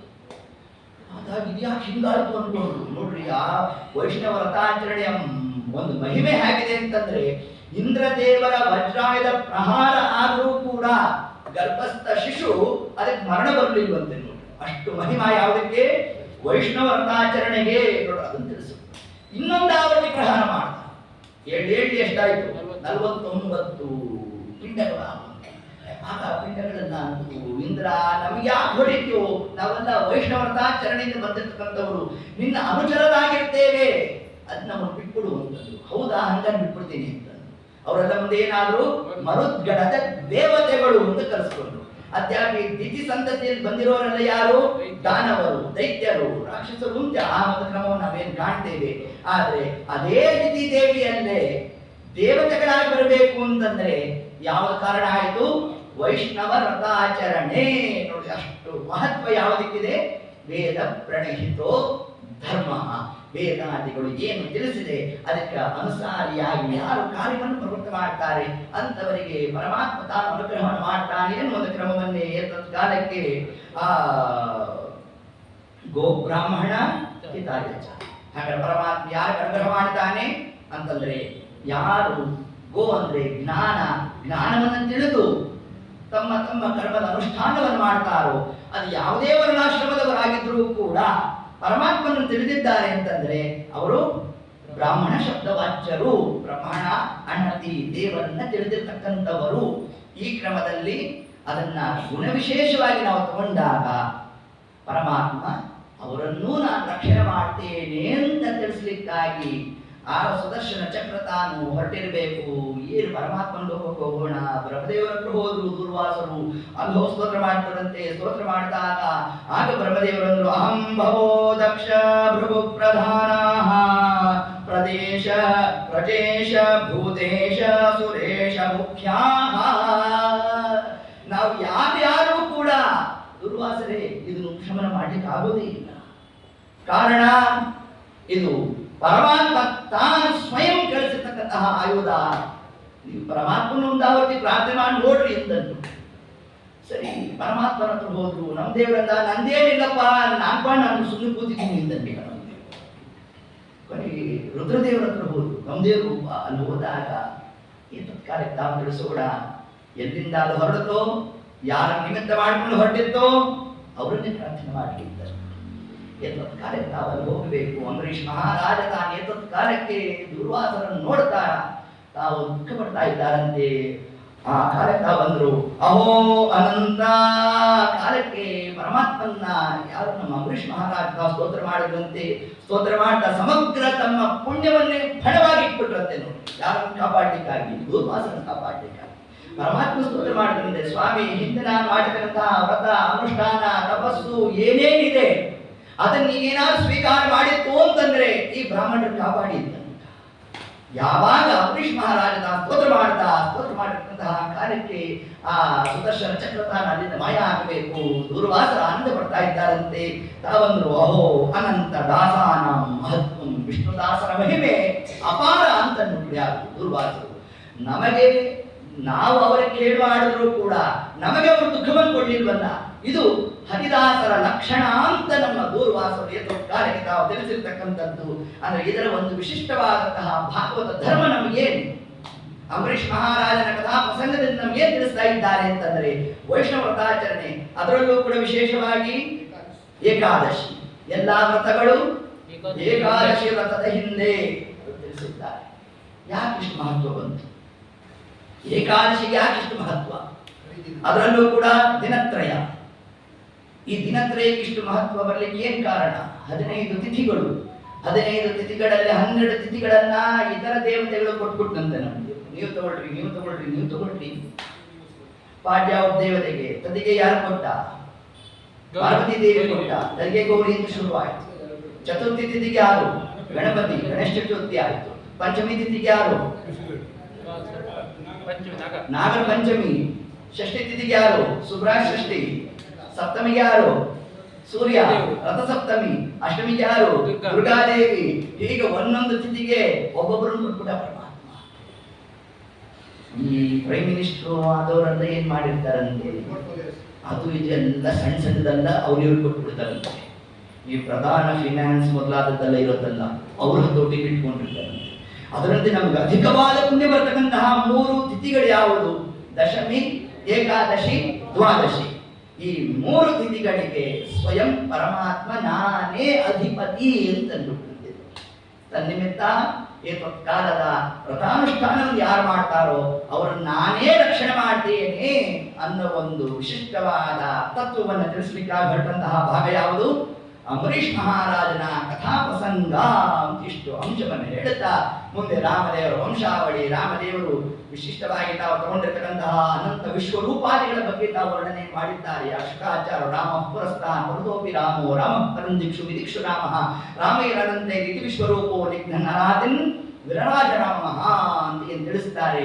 ಏಕಕಾಲ ಪರಮಾತ್ಮ ಅನಂತ ರೂಪಗಳನ್ನು ಧಾರಣೆ ಮಾಡಿದ. ಅವನಿಗೆ ಇವರಾಮ, ಇವನಿಗೆ ಅವರಾಮ, ಅವನಿಗೆ ಬರೀ ರೂಪ ಉಂಟೇ ಅಂತ ಹಿಂದಿನ ಪ್ರಸಂಗವನ್ನು ಮಾಡ್ತಾ ಏಕಕಾಲಕ್ಕೆ ಪರಮಾತ್ಮ ತಾನು ಬಂದಿರತಕ್ಕಂತಹ ರಾವಣನ ಸಮಗ್ರ ಸೈನ್ಯವನ್ನ ತಾನೇ ಸಂಹಾರ ಮಾಡಿದಂತೆ. ಇಷ್ಟು ಈ ಕ್ರಮದಿಂದಾಗಿ ಪರಮಾತ್ಮ ಈ ಒಂದು ಕಾರ್ಯವನ್ನು ಪ್ರವೃತ್ತ ಮಾಡೋಣ. ಇಷ್ಟೆಲ್ಲ ಆಯಿತು. ರಾಮರೂಪ ಜನ್ಮದ ಯಾವ್ದು ಬರಬೇಕಂತೆ? ಕೃಷ್ಣ ಅವತಾರ ಬರಬೇಕು. ನವಮಸ್ಕಂದದಲ್ಲೇ ತಗೊಂಡ್ಬಿಟ್ರು. ನವಮಸ್ಕಂದಕ್ಕೆ ಕೃಷ್ಣಾರ್ಪಣೆ ಮಾಡಿಬಿಟ್ರು. ಪರೀಕ್ಷಿತ್ ಮಹಾರಾಜರು ಅಂದರು, ಸ್ವಾಮಿ ಯಾರು ನಮ್ಮನ್ನು ಉದ್ಧಾರ ಮಾಡಿದ್ರು? ನಾನು ಗರ್ಭದಲ್ಲಿದ್ದಾಗ ಯಾರು ರಕ್ಷಣೆ ಮಾಡಿದ್ನು? ಗರ್ಭದಿಂದ ಹೊರಗಡೆ ಬಂದ ಮೇಲೆ ಯಾರು ರಕ್ಷಣೆ ಮಾಡಿದ್ನು? ನಮ್ಮ ವಂಶೀಕರನ್ನು ಯಾರು ಅನುಗ್ರಹ ಮಾಡಿದ್ನು? ಯಾವ ಪಾಂಡವರು ಅಂತಂದ್ರೆ ಪರಮಾತ್ಮನಿಗೆ ಅತಿ ಪ್ರೀತಿಯಿಂದ ಅಧ್ಯಾತ್ಮ ಶಾಸ್ತ್ರಾದಿಗಳು ಕೊಂಡಾಡ್ತಾ ಇದೆಯೋ ಅಂತ ಕೃಷ್ಣ ಕಥಾ ವಿಸ್ತಾರ ಮಾಡ್ರಿ ಅಂತ ತಾವಲ್ಲಿ ಪ್ರಾರ್ಥನೆ ಮಾಡಿದ್ರೆ ಶುಕಾಚಾರ್ಯ ಇಷ್ಟು ಹೇಳಿದ್ದೆ ಸಾಕು ಉಂಟು. ಏನ್ ಮಾಡಿದ್ರಂತೆ? 2 ಭಾಗ ಮಾಡಿಬಿಟ್ರು. ದಶಮಸ್ಕಂದ ವಿಸ್ತೃತವಾದ ಭಾಗ, ಒಂದು ಪೂರ್ವಾರ್ಧ, ಉತ್ತರಾರ್ಧ. ಇಷ್ಟು ದೊಡ್ಡ ಭಾಗ ಮಾಡಿಬಿಟ್ರಂತೆ. ಹೌದು, ಮೈಕ್ ಕೊಟ್ಬಿಟ್ಟು ಆಚಾರ್ಯ ಇನ್ನೊಂದು ಅರ್ಧ ಗಂಟೆ ಹೆಚ್ಚಿಗೆ ಹೇಳ್ರಿ ಅಂದ್ಬಿಟ್ರೆ ಸಾಕು ಅಂದ್ರೆ ಅರ್ಧ ಗಂಟೆ ಜಾಸ್ತಿ ಆಗಿರುತ್ತೆ. ಇನ್ನು ಅರ್ಧ ಗಂಟೆ ಜಾಸ್ತಿ ಹೇಳಿ ಅಂದ್ಬಿಟ್ರೆ ಅದನ್ನು ಶುಕಾಚಾರ್ಯ ಹೇಳಿಬಿಟ್ರೆ ಇನ್ನೇನು ಕ್ರಮ? ಇನ್ನೆಷ್ಟು ವಿಸ್ತಾರ ಆಗಬೇಡ ನೋಡಿ. ಆ ಒಂದು ಕ್ರಮದಲ್ಲಿ ಹಾಗಾದ್ರೆ ಪರಮಾತ್ಮ ತಾನ ಕೃಷ್ಣಾವತಾರ ಮಾಡಲಿಕ್ಕೆ ಏನ್ ಕಾರಣ? ಪರೀಕ್ಷಿತ್ ಮಹಾರಾಜ ತಾವು ಪ್ರಶ್ನೆ ಮಾಡಿದ್ರು, ಪರಮಾತ್ಮ ಯಾಕೆ ಬಂದ ಅಂತಂದ್ರೆ ಆಗ ತಾವು ತಿಳಿಸ್ತಾರೆ, ಮುಕುಂದ ವಿದ್ವೇಷಿನ ಭಯಾಭಿಮನ್ನ. ಪರಮಾತ್ಮನನ್ನು ದ್ವೇಷ ಮಾಡ್ತಕ್ಕಂಥವರಿಗೆ ಅಧಿಕ ಆಗೋಗಿದ್ರು. ಏನ್ ಪರಮಾತ್ಮನ ದ್ವೇಷ ಮಾಡುವರು ಅಂತಂದ್ರೆ ಯಾರು? ಏನ್ ದ್ವೇಷ ಶಬ್ದಾರ್ಥ ಏನು ಅಂತಂದ್ರೆ ಪರಮಾತ್ಮನ ಗುಣಗಳನ್ನ ಅಲ್ಪರಾದ ಜೀವರು ಅವರಲ್ಲಿ ಆರೋಪ ಮಾಡಿಕೊಳ್ಳೋದೇ ಭಗವದ್ ನಿಂದಕರು, ಭಗವದ್ವೇಷ. ಶುದ್ಧ ಬ್ರಹ್ಮನ ಗುಣ ಕದ್ದ ಪ್ರಯುಕ್ತ ಪ್ರಸಿದ್ಧ ಚೋರತ್ವ ಉಂಟಾಯಿತು. ಅದರಿಂದ ಬ್ರಹ್ಮಶಬ್ದಾರ್ಥ ಏನು? ಗುಣಪೂರ್ಣ ಪರಮಾತ್ಮ. ಆ ಗುಣಪೂರ್ಣನಾದ ಪರಮಾತ್ಮನ ಶಬ್ದವನ್ನು ತಗೊಂಡು ಅಲ್ಪರಾದ ಜೀವರಾದ ನಮ್ಮಲ್ಲಿ ಆರೋಪವನ್ನು ಮಾಡಿಕೊಳ್ಳೋದೇ ದೋಷ. ಈ ಒಂದು ಕ್ರಮವನ್ನ ಭೂದೇವಿ ತಿಳಿಸಿದ್ರು. ಸ್ವಾಮಿ, ನಾನು ಸರ್ವತಾ ಭರಿಸೋಲ್ಲ ಅಂತ. ಇದು ಒಂದು ಯುಗ ಒಂದು ಕಾಲಕ್ಕಲ್ಲ, ಸರ್ವಕಾಲಿಕವಾಗಿರ್ತಕ್ಕಂತಹ ಒಂದು ಕಥಾ ಪ್ರಸಂಗ ಇದು. ಕಲಿಯುಗದಲ್ಲೂ ಇದೇ ಪ್ರಸಂಗ ಬಂದದ್ದು. ವಿಜ್ಞಾನ ಭಾನುಮತಿ ಕಾಲ ಬಲೇನ ಲೀನೆ ದುರ್ಭಾಷ ಸಂತಮಸಿ ಸಂತತಿತೋ ಜನೇಂದೇ. ಮಧ್ವರಾಯರ ಮಲ್ಲಿಗೆ ಏನ್ ಕಾರಣ? ವಿಜ್ಞಾನ ಭಾನುಮತಿ ಕಾಲ ಬಲೇನ ಲೀನೆ. ಜ್ಞಾನವೆಂಬ ಸೂರ್ಯ ಕಾಲ ಬಲದಿಂದ ಅಸ್ತಂಗತನಾದ. ಯಾವ ಕಾಲ? ಕಲಿಗಾಲ. ಕಲಿಗಾಲದ ಬಲದಿಂದಾಗಿ ವಿಪುರ ಗುಣವಾನ್ ಆತ್ಮನಾನ್ ನಾಸ್ತಿ ಭೇದ. ಜೀವ ಬ್ರಹ್ಮರಲ್ಲಿ ಅಭೇದವನ್ನ ಹೇಳ್ತಾ ಇರ್ತಕ್ಕಂತಹ ಒಂದು ಪ್ರಸಂಗ ದಂಡ ಯಾಕೆ ಪ್ರಚಲಿತಿಗೆ ಬಂತು? ಕಾಲ ಬಲೇನಲ್ಲಿ ಎಂದು ತಿಳಿಸ್ತಾರೆ. ಹಾಗಾದ್ರೆ ಕಲಿಯುಗದಲ್ಲೂ ನಿಮ್ಮ ದೇವರು ಯಾಕೆ ಬರಲಿಲ್ಲ? ಈಗ ದ್ವಾಪರ ಯುಗದಲ್ಲಿ ಕೃಷ್ಣ ಬಂದ ಅಂತ ಹೇಳ್ತೀವಿ ಮುಂದೆ, ಕಲಿಯುಗದಲ್ಲಿ ಯಾಕೆ ಬರಲಿಲ್ಲ ಅಂತಂದ್ರೆ ಅದಕ್ಕೆ ತಿಳಿಸಿದ್ರು. ನಾತಃ ಕಲೋ ತ್ರಿಯುಗಭೂತಿ. ಪರಮಾತ್ಮನಿಗೆ ಹೆಸರು ತ್ರಿಯುಗಭೂತಿ ಅಂತ ಕರೆದಿದೆ ಪರಮಾತ್ಮನ. 3 ಯುಗದಲ್ಲಿ ಪರಮಾತ್ಮ ತನ್ನ ರೂಪವನ್ನ ಪ್ರಕಟ ಮಾಡ್ತಾನೆ. ಕಲಿಯುಗದಲ್ಲಿ ಪರಮಾತ್ಮನ ಅವತಾರ ಇಲ್ಲ. ಆದ್ರಿಂದ ನಾನ್ ಬರೋಲ್ಲ ಅಂದದ್ದೇವರು. ಸರಿ, ಹಾಗಾದ್ರೆ ಕಾಲದ ಬಲವನ್ನ ನಿರ್ವಹಣೆ ಮಾಡ್ತಕ್ಕಂತಹ ಯೋಗ್ಯತೆ ಯಾರಿಗಿದೆ? ಬ್ರಹ್ಮದೇವರಿಗಿದೆ. ಈಗ ಬ್ರಹ್ಮದೇವರು ಬರಬೇಕು. ಬ್ರಹ್ಮಾಂಡಮಪ್ಯನವತಾರ ಮನಾದಿ ದೀಕ್ಷು. ಬ್ರಹ್ಮದೇವರಿಗೆ ಅವತಾರ. ಬ್ರಹ್ಮದೇವರ ಜ್ಞಾನಕ್ಕೆ ಸಾದೃಶ್ಯ ಯಾರು? ಕಲಿ ನಿಗ್ರಹ ಮಾಡ್ತಕ್ಕಂಥ ಯೋಗ್ಯತೆ ಯಾರಿಗಿದೆ? ಮಧ್ವರಾಯರಿಗಿದೆ. ಅದೇ ವಾಯುದೇವರಿಗಿದೆ. ಅದನ್ನೇನು ಮಾಡಿದ್ರು? ಸರ್ವಜ್ಞ ಮನ್ಯಮನವೇಕ್ಷಸ ಕಾರ್ಯವೀರ್ಯಂ ಸ್ಮೇರಾನನೋ ಭುವನ ಜೀವನ ಮಾವ ಭಾಷೆ. ಆ ಕಾಲ ಕಲಿಯುಗದಲ್ಲಿ ಪರಮಾತ್ಮ ಯಾರು ಕಳಿಸ್ಕೊಟ್ಟ? ಇದೇ ಪ್ರಸಂಗ. ಯಾವ ಪ್ರಸಂಗ? ದ್ವಾಪರ ಯುಗದಲ್ಲಿ ಯಾವ ಒಂದು ಅಂಶವನ್ನ ಭೂದೇವಿ ತಾನು ಪ್ರಸ್ತಾಪನೆ ಮಾಡಿದ್ಲೋ ಅದೇ ಒಂದು ಪ್ರಸಂಗ ಕಲಿಯುಗದಲ್ಲಿ ಬಂದಾಗ ಅಂದು ಅಲ್ಲಿ ಕೃಷ್ಣ ತಾನು ಮಾಡಿದ್ರೆ ಆ ಕೃಷ್ಣನ ಅರ್ಚಕರಾದ ಶ್ರೀಮದ್ ಆಚಾರ್ಯರು ತಾವೊಂದು ಮಾಡಿದಂತಹ ಕಾರ್ಯ ಯಾವುದು? ಮಮ ಸದ್ಗುಣ ನಿರ್ಣಯೇನ. ಪರಮಾತ್ಮನ ಗುಣಗಳನ್ನ ನಿರ್ಣಯ ಮಾಡಲಿಕ್ಕಾಗಿ ಆಚಾರ್ಯ ಅವತಾರ ಮಾಡಿರ್ತಕ್ಕಂಥದ್ದು. ಅದಕ್ಕಾಗಿ ಕೊಟ್ಟಿರ್ತಕ್ಕಂಥ ಎರಡು ಉತ್ಕೃಷ್ಟ, ಎಲ್ಲವೂ ಉತ್ಕೃಷ್ಟವೇ. ಅದು ಎರಡು ನಿರ್ಣಾಯಕವಾದಂತಹ ಗ್ರಂಥ ಯಾವುದು? ಮಹಾಭಾರತ ತಾತ್ಪರ್ಯ ನಿರ್ಣಯ, ಮತ್ತೊಂದು ಭಾಗವತ ತಾತ್ಪರ್ಯ ನಿರ್ಣಯ. ಎರಡು ಗ್ರಂಥಗಳನ್ನು ಕೊಡುತ್ತಾ ಅದರಲ್ಲಿ ಪರಮಾತ್ಮ ಅನಂತ ಕಲ್ಯಾಣ ಗುಣಮಂಡಿತ ಅಂತ ತಾವೇ ತಿಳಿಸಿದ್ದಾರೆ. ಅಂತಹ ಒಂದು ಕಾರ್ಯವನ್ನ ಕಲಿಯುಗದಲ್ಲಿ ವಾಯುದೇವರು ಮಾಡಿದರೆ, ದ್ವಾಪರ ಯುಗದಲ್ಲಿ ಸ್ವಯಂ ಪರಮಾತ್ಮ ತಾನು ಬರಬೇಕು ಅನ್ನೋ ಒಂದು ಆಂತರ್ಯದಿಂದ ಭೂದೇವಿ ತಾನು ಬ್ರಹ್ಮದೇವರ ಬಳಿಗೆ ಹೋಗಿ ಪ್ರಾರ್ಥನೆ ಮಾಡುತ್ತಂತೆ. ನಿಶಮ್ಯ ಗೋಬ್ರಾಹ್ಮಣ ನಿತ್ಯ ಬಂದು ಆ ಗೋಬ್ರಾಹ್ಮಣಿಗಳಿಗೆ ಅತ್ಯಂತ ಪ್ರಿಯನಾದ ಪರಮಾತ್ಮ, ಅದಕ್ಕಾಗಿ ಭೂದೇವಿ ತಾನೇನು ಮಾಡಿದ್ಲು? ಗೋರೂಪವನ್ನೇ ಧಾರಣೆ ಮಾಡುತ್ತಾನೆ. ಬ್ರಾಹ್ಮಣ ರೂಪ ಆದರೂ ತಗೋಬೋದಿದ್ದಲ್ಲ. ಬ್ರಾಹ್ಮಣ ಒಂದೊಂದ್ಸತಿ ಗೋಮುಖ ವ್ಯಾಘ್ರನೂ ಆಗ್ತಾನೆ. ಅದಕ್ಕೆ ಭೂದೇವಿ ಬೇಡ, ನಾನು ಗೋರೂಪದಲ್ಲಿ ಇರುತ್ತೇನೆ ಅಂತ ಗೋರೂಪದಲ್ಲಿ ಬಂದವಂತೆ. ಮುಂದಾಗಿ ಏನು ಯಾಕೆ ಗೋರೂಪದಲ್ಲಿ ಬಂದು ಅಂದ್ರೆ, ಗೋ ಅಂದ್ರೆ ಜ್ಞಾನ. ಈಗ ಏನಾಗಿದೆ? ಜ್ಞಾನ ಕ್ಷೀಣಿಸಿದೆ, ಅಜ್ಞಾನಕ್ಕೆ ಬಹಳ ಪ್ರಾಧಾನ್ಯತೆ ಬಂದು ಹೋಗಿದೆ. ಆದ್ರಿಂದ ಅಜ್ಞಾನ ನಾಶ ಆಗಬೇಕು, ತತ್ವಜ್ಞಾನ ಬರಬೇಕು ಅಂತಂದ್ರೆ ನಾನೀಗ ಯಾವ ರೂಪದಿಂದ ಬರ್ತೇನೆ? ಗೋರೂಪದಿಂದ ಬರ್ತೇನೆ. ಅದಕ್ಕೆ ನಮ್ಮ ದೇವರಂದ, ನೀನು ಗೋರೂಪದಿಂದ ಬರ್ತೀಯ, ಹಾಗೆ ನಾನು ಗೋಪಾಲನಾಗಿ ಬರ್ತೇನೆ ಅಂತ ಪರಮಾತ್ಮ. ಅಂದ್ರೆ ಏನು? ಜ್ಞಾನವನ್ನ ರಕ್ಷಣೆ ಮಾಡ್ಲಿಕ್ಕಾಗಿ ನಾನು ಬರ್ತೇನೆ ಅಂತ. ಪ್ರಸ್ತುತ ದ್ವಾಪರಯುಗದಲ್ಲಿ ಪರಮಾತ್ಮನಿಗೆ ಯಾವ ನಾಮ? ಗೋಪಾಲ ಅಂತ ಪರಮಾತ್ಮ ತಾನು ಬಂದಂತೆ. ಹೀಗೆ ಆ ಕ್ರಮದಿಂದ ಭೂದೇವಿ ತಾನು ಬ್ರಹ್ಮದೇವರ ಬಳಿಗೆ ಹೋಗಿ ಪ್ರಾರ್ಥನೆಯನ್ನು ಮಾಡುವ ಕಾಲಕ್ಕೆ ಗೋರೂಪವನ್ನೇ ಯಾಕೆ ಧಾರಣೆ ಮಾಡಿದ್ಲು ಅಂತಂದ್ರೆ, ಪರಮಾತ್ಮನಿಗೆ ಯಾವುದು ಪ್ರಿಯನೋ ಆ ಕ್ರಮದ ವಸ್ತ್ರವನ್ನೇ, ವಸ್ತ್ರ ಸಂಹಿತೆ ಇರಬೇಕಂತೆ. ಹೆಂಗೋ ಹೋಗೋದಲ್ಲ ದೇವಸ್ಥಾನಕ್ಕೆ, ಅದರದ್ದೇ ಆದಂತಹ ಕ್ರಮ ಇದೆ. ಆ ಕ್ರಮಕ್ಕೆ ಅನುಸಾರಿಯಾಗಿ ನಾವು ವರ್ತನೆಯನ್ನು ಮಾಡಬೇಕು. ಅದಕ್ಕೆ ಆಚಾರ್ಯರು ಸದಾಚಾರ ಸ್ಮೃತಿಯಲ್ಲಿ 10 ವಿಧವಾದ ನಗ್ನತೆಯನ್ನು ತಿಳಿಸಿದ್ದಾರೆ. ಹೆಂಗಂದ್ರೆ ಹೆಂಗು ಅಲ್ಲ ಹೋದ್ರೆ ಸಿದ್ಧಿ ಆಗೋಲ್ಲ ಅಂತ ತಿಳಿಸ್ತಾರೆ ಶ್ರೀಮದಾಚಾರ್ಯರು. ಹೀಗೆ ಆ ಗೋರೂಪದಿಂದ, ವಸ್ತ್ರದಿಂದಾಗಿ ಎಷ್ಟು ಮಹಿಮಾ ರಾಮಾಯಣದಲ್ಲಿ ಬರುತ್ತಲ್ಲ. ರಾವಣ ಪ್ರತಿನಿತ್ಯ ರಾತ್ರಿ ಕಾಲಕ್ಕೆ ಹೋಗಬೇಕು, ಸೀತಾಮಾತೆಯ ಹತ್ರ ತಾನು ಆಚಾರ ಗೋಚರ ನಿಂದನೆಯನ್ನು ಮಾಡಿಸ್ಕೋಬೇಕು, ಬರಬೇಕು. ಇದನ್ನ ನೋಡಿದ್ರೆ ನಮ್ಮ ಮಂತ್ರಿ ವರ್ಗ ತಾವೆಲ್ಲ ಆಲೋಚನೆ ಮಾಡಿದ್ರಂತೆ, ರಾವಣನ ನಾವೇನಾದ್ರು ಒಂದು ಉಪಾಯ ಮಾಡಬೇಕು. ಇದೆಲ್ಲ ಆಲೋಚನೆ ಮಾಡಿದ್ರು. ಒಂದು ಉಪಾಯ ಹೊಳಿತು, ರಾಮದೇವರ ವೇಷಭೂಷಣವನ್ನು ಹಾಕೊಂಡು ಹೊರಟೋಗ್ಲಿ ಅಂತ ಒಂದು ತಲೆಗೆ ಬಂತು. ರಾವಣ ಕರೆದ್ರು, ನಮ್ಮ ಹತ್ರ ಒಂದು ಉಪಾಯ ಇದೆ, ಅದನ್ನು ಮಾಡ್ಬಿಡು ನೀನು ಅಂತ. ಏನು ಅಂತ ರಾವಣ, ಏನಿಲ್ಲ, ರಾಮದೇವರ ವೇಷಭೂಷಣ ಹಾಕೊಂಡ್ಬಿಡು ಅಂತ ತೆಗೆದು ಅಂತ ಮಾಡ್ಕೊಂಡ ಆ ಮಂತ್ರಿ. ಯಾಕೆ ಅಂತಂದ, ಹಿಂದೆನೇ ಮಾಡಿದ್ದೆ ನಾನು. ಯಾವಾಗ ರಾಮದೇವರ ವೇಷಭೂಷಣ ಹಾಕೊಂಡು ಪರಸ್ತ್ರೀ ವ್ಯಾಮೋಹನೆ ಹೊರಟೋಯ್ತು, ಅವತ್ತಿನಿಂದ ಆ ಕ್ಷಣ ಬಿಟ್ಬಿಟ್ಟೆ ನಾನು. ಅಂದ್ರೆ ಏನರ್ಥ? ವೇಷಭೂಷಣಾದಿಗಳಿಗೆ ಬಹಳ ಮಹತ್ವ ಇದೆ. ನಾವು ಧರಿಸಿರ್ತಕ್ಕಂತಹ ವಸ್ತ್ರಕ್ಕೂ ಮನೋವ್ಯಾಪಾರಕ್ಕೂ ಮನೋನಿಗ್ರಹಕ್ಕೂ ವಿಶಿಷ್ಟವಾದ ಸಂಬಂಧ ಉಂಟು ಅದನ್ನು ತಿಳಿಸ್ತಾ ಇದ್ದಾರೆ. ಹೀಗೆ ಆ ಕ್ರಮದಿಂದಾಗಿ ನಮಗೆ ತಿಳಿಸ್ತಾ ಭೂದೇವಿ ತಾನು ಪರಮಾತ್ಮನಿಗೆ ಅತಿ ಪ್ರಿಯವಾಗಿರ್ತಕ್ಕಂತಹ ಒಂದು ಯಾವುದು? ಗೋ. ಅದಕ್ಕೆ ಗೋರೂಪದಲ್ಲಿ ತಾನು ಬಂದಂತೆ. ಬಂದಾಗ ಬ್ರಹ್ಮದೇವರ ಬಳಿಗೆ ಹೋದ್ರು. ಬ್ರಹ್ಮದೇವರು ಏನಂದ್ರು? ಸ್ವಪಾರದಂದ್ರ್ಯಂ ಭವಿದರ್ಶಯಂತಹ, ನಾವೆಲ್ಲರೂ ಅಸ್ವತಂತ್ರರು, ಪರಮಾತ್ಮ ಒಬ್ಬನೇ ಸ್ವತಂತ್ರ, ನಾನು ಮಾಡಲಿಕ್ಕೆ ಶಕ್ಯನಲ್ಲ ಅಂತಂದ್ರು. ಹಾಗಾದರೆ ಭೂದೇವಿಗೆ ಬ್ರಹ್ಮದೇವರು ಅಸ್ವತಂತ್ರರು ಅನ್ನೋ ಜ್ಞಾನ ಇತ್ತೋ ಇಲ್ವೋ? ಇದೊಂದು ಜಿಜ್ಞಾಸ. ಬ್ರಹ್ಮದೇವರು ಅಸ್ವತಂತ್ರರು ಅನ್ನೋ ಜ್ಞಾನ ಇತ್ತು ಅಂತಂದ್ರೆ ನೇರವಾಗಿ ಪರಮಾತ್ಮನ ಹತ್ರ ಹೋಗ್ಬೇಕು. ಆದ್ರೆ ಇಲ್ಲಿ ಬ್ರಹ್ಮದೇವರ ಹತ್ರ ಬಂದಿದ್ದಾರೆ. ಹಾಗಾದ್ರೆ ಭೂದೇವಿ ಜ್ಞಾನ ಇತ್ತು, ಅಜ್ಞಾನ ಇತ್ತು. ಭೂದೇವಿ ವಿಶಿಷ್ಟವಾದ ಜ್ಞಾನವೇ ಇತ್ತು. ಹಾಗಾದ್ರೆ ಬ್ರಹ್ಮದೇವರ ಬಳಿಗೆ ಯಾಕೆ ಹೋದ್ಲು ಅಂತಂದ್ರೆ, ರಂಗನೊಲಿಯನೋ ಭಕ್ತರ ಸಂಘ ದೊರೆಯದೆ. ಇದನ್ನೇ ರಾಯರು ತಗೊಂತಾರೆ. ಎಲ್ಲಿ ಪ್ರಾತಃ ಸಂಕಲ್ಪದಲ್ಲಿ ತಾವು ಹೇಳ್ತಾ, ಸಮಸ್ತವಾದ ದೇವತಾ ವರ್ಗಕ್ಕೂ ಅನುಗ್ರಹ ಆಗಬೇಕಾದ್ರೆ ಯಾರ ದ್ವಾರ? ಅಥಯೇವ ಭಗವತ್ ಅನುಗ್ರಹ ಪಾತ್ರ ಭೂತಾನ. ಹೌದೋ ಇಲ್ವೋ? ಆದ್ದರಿಂದ ಪರಮಾತ್ಮನ ಅನುಗ್ರಹ ಆಗಬೇಕಾದ್ರೆ ಯಾರು ಮಾಧ್ಯಮವಾಗಿ ಇರಬೇಕಂತೆ? ವಾಯುದೇವರು ಇರಬೇಕಂತೆ. ತನ್ನಿಮಿತ್ತ ಭೂದೇವಿ ತಾನೇನು ಮಾಡಿದ್ಲು?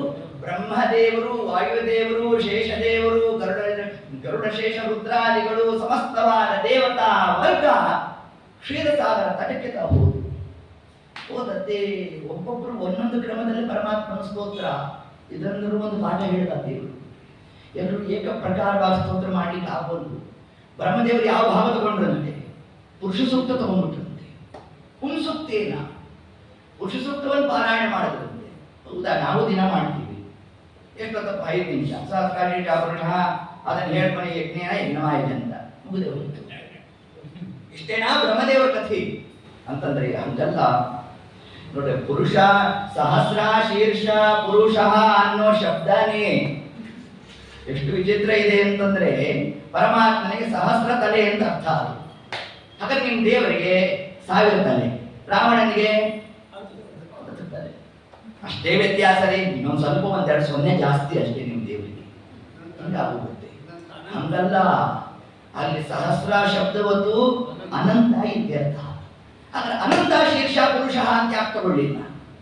ಸಹಸ್ರ ಶೀರ್ಷ ಅಂತಾನೆ ಯಾಕಂದ್ರು? ನಿಮ್ಮ ದೇವರಿಗೆ ಅನಂತ ಶೀರ್ಷ ಇದೆ ತಾನೆ, ಸತ್ಯ ತಾನೆ.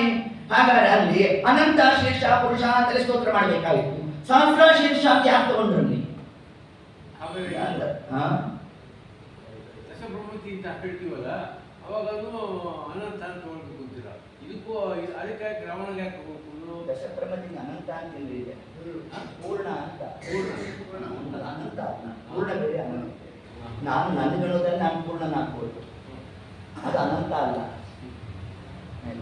ಈಗ ನೀವು ಸಣ್ಣದಾದಂತಹ ಒಂದು ಉದ್ದರಣೆ ತಗೊಂಡ್ರಿ, ಉದ್ದರಣೆಯಲ್ಲಿ ನೀರು ತುಂಬಿಸ್ಕೊಂಡ್ರಿ, ಏನಾಯ್ತು? ಪೂರ್ಣ ಆಯ್ತು.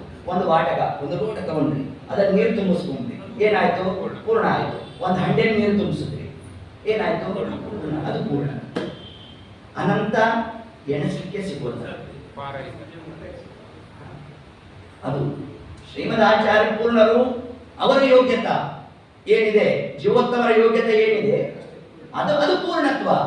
ಹೊರತಾಗಿ ಪೂರ್ಣತ್ವ ಶಬ್ದವಾದ ಅನಂತ ಅಲ್ಲ. ಅಲ್ಲಿ ಇಲ್ಲ, ಪರಮಾತ್ಮನ ಅನಂತ ಅಂತಂದ್ರೆ ತೆಗೆದಷ್ಟು ತೆಗೆದಷ್ಟು ತೆಗೆದಷ್ಟು ತೆಗೆದಷ್ಟು ಶ್ರೇಯಃಕಾಂತಾಯ ಕಲ್ಯಾಣ ನಿಧಯೇ ನಿಧಯೇತ್ವೇನ. ತೆಗೆದಷ್ಟು ತೆಗೆದಷ್ಟು ಎಲ್ಲಿ ಬರ್ತಾನೆ ಇರುತ್ತೆ ಅಲ್ಲಿ ಅನಂತ. ಆಯ್ತಾ? ಹಂಗ ಅದನ್ನ ಅರ್ಥ ಮಾಡಬೇಕು. ಆ ಅನಂತ ರೂಪಗಳು ಹೇಗಿದೆ? ಅದು ಪೂರ್ಣವಾಗಿದೆ. ಅದು ಪರಮಾತ್ಮನ ವಿಷಯವಾಗಿ ಪೂರ್ಣ ಅದು. ಆದ್ರೆ ನಾವೆಷ್ಟು ತಿಳಿತೇವೆ? ಕಿಂಚಿತ್ ಮಾತ್ರ ತಿಳಿದಿರ್ತೇವೆ.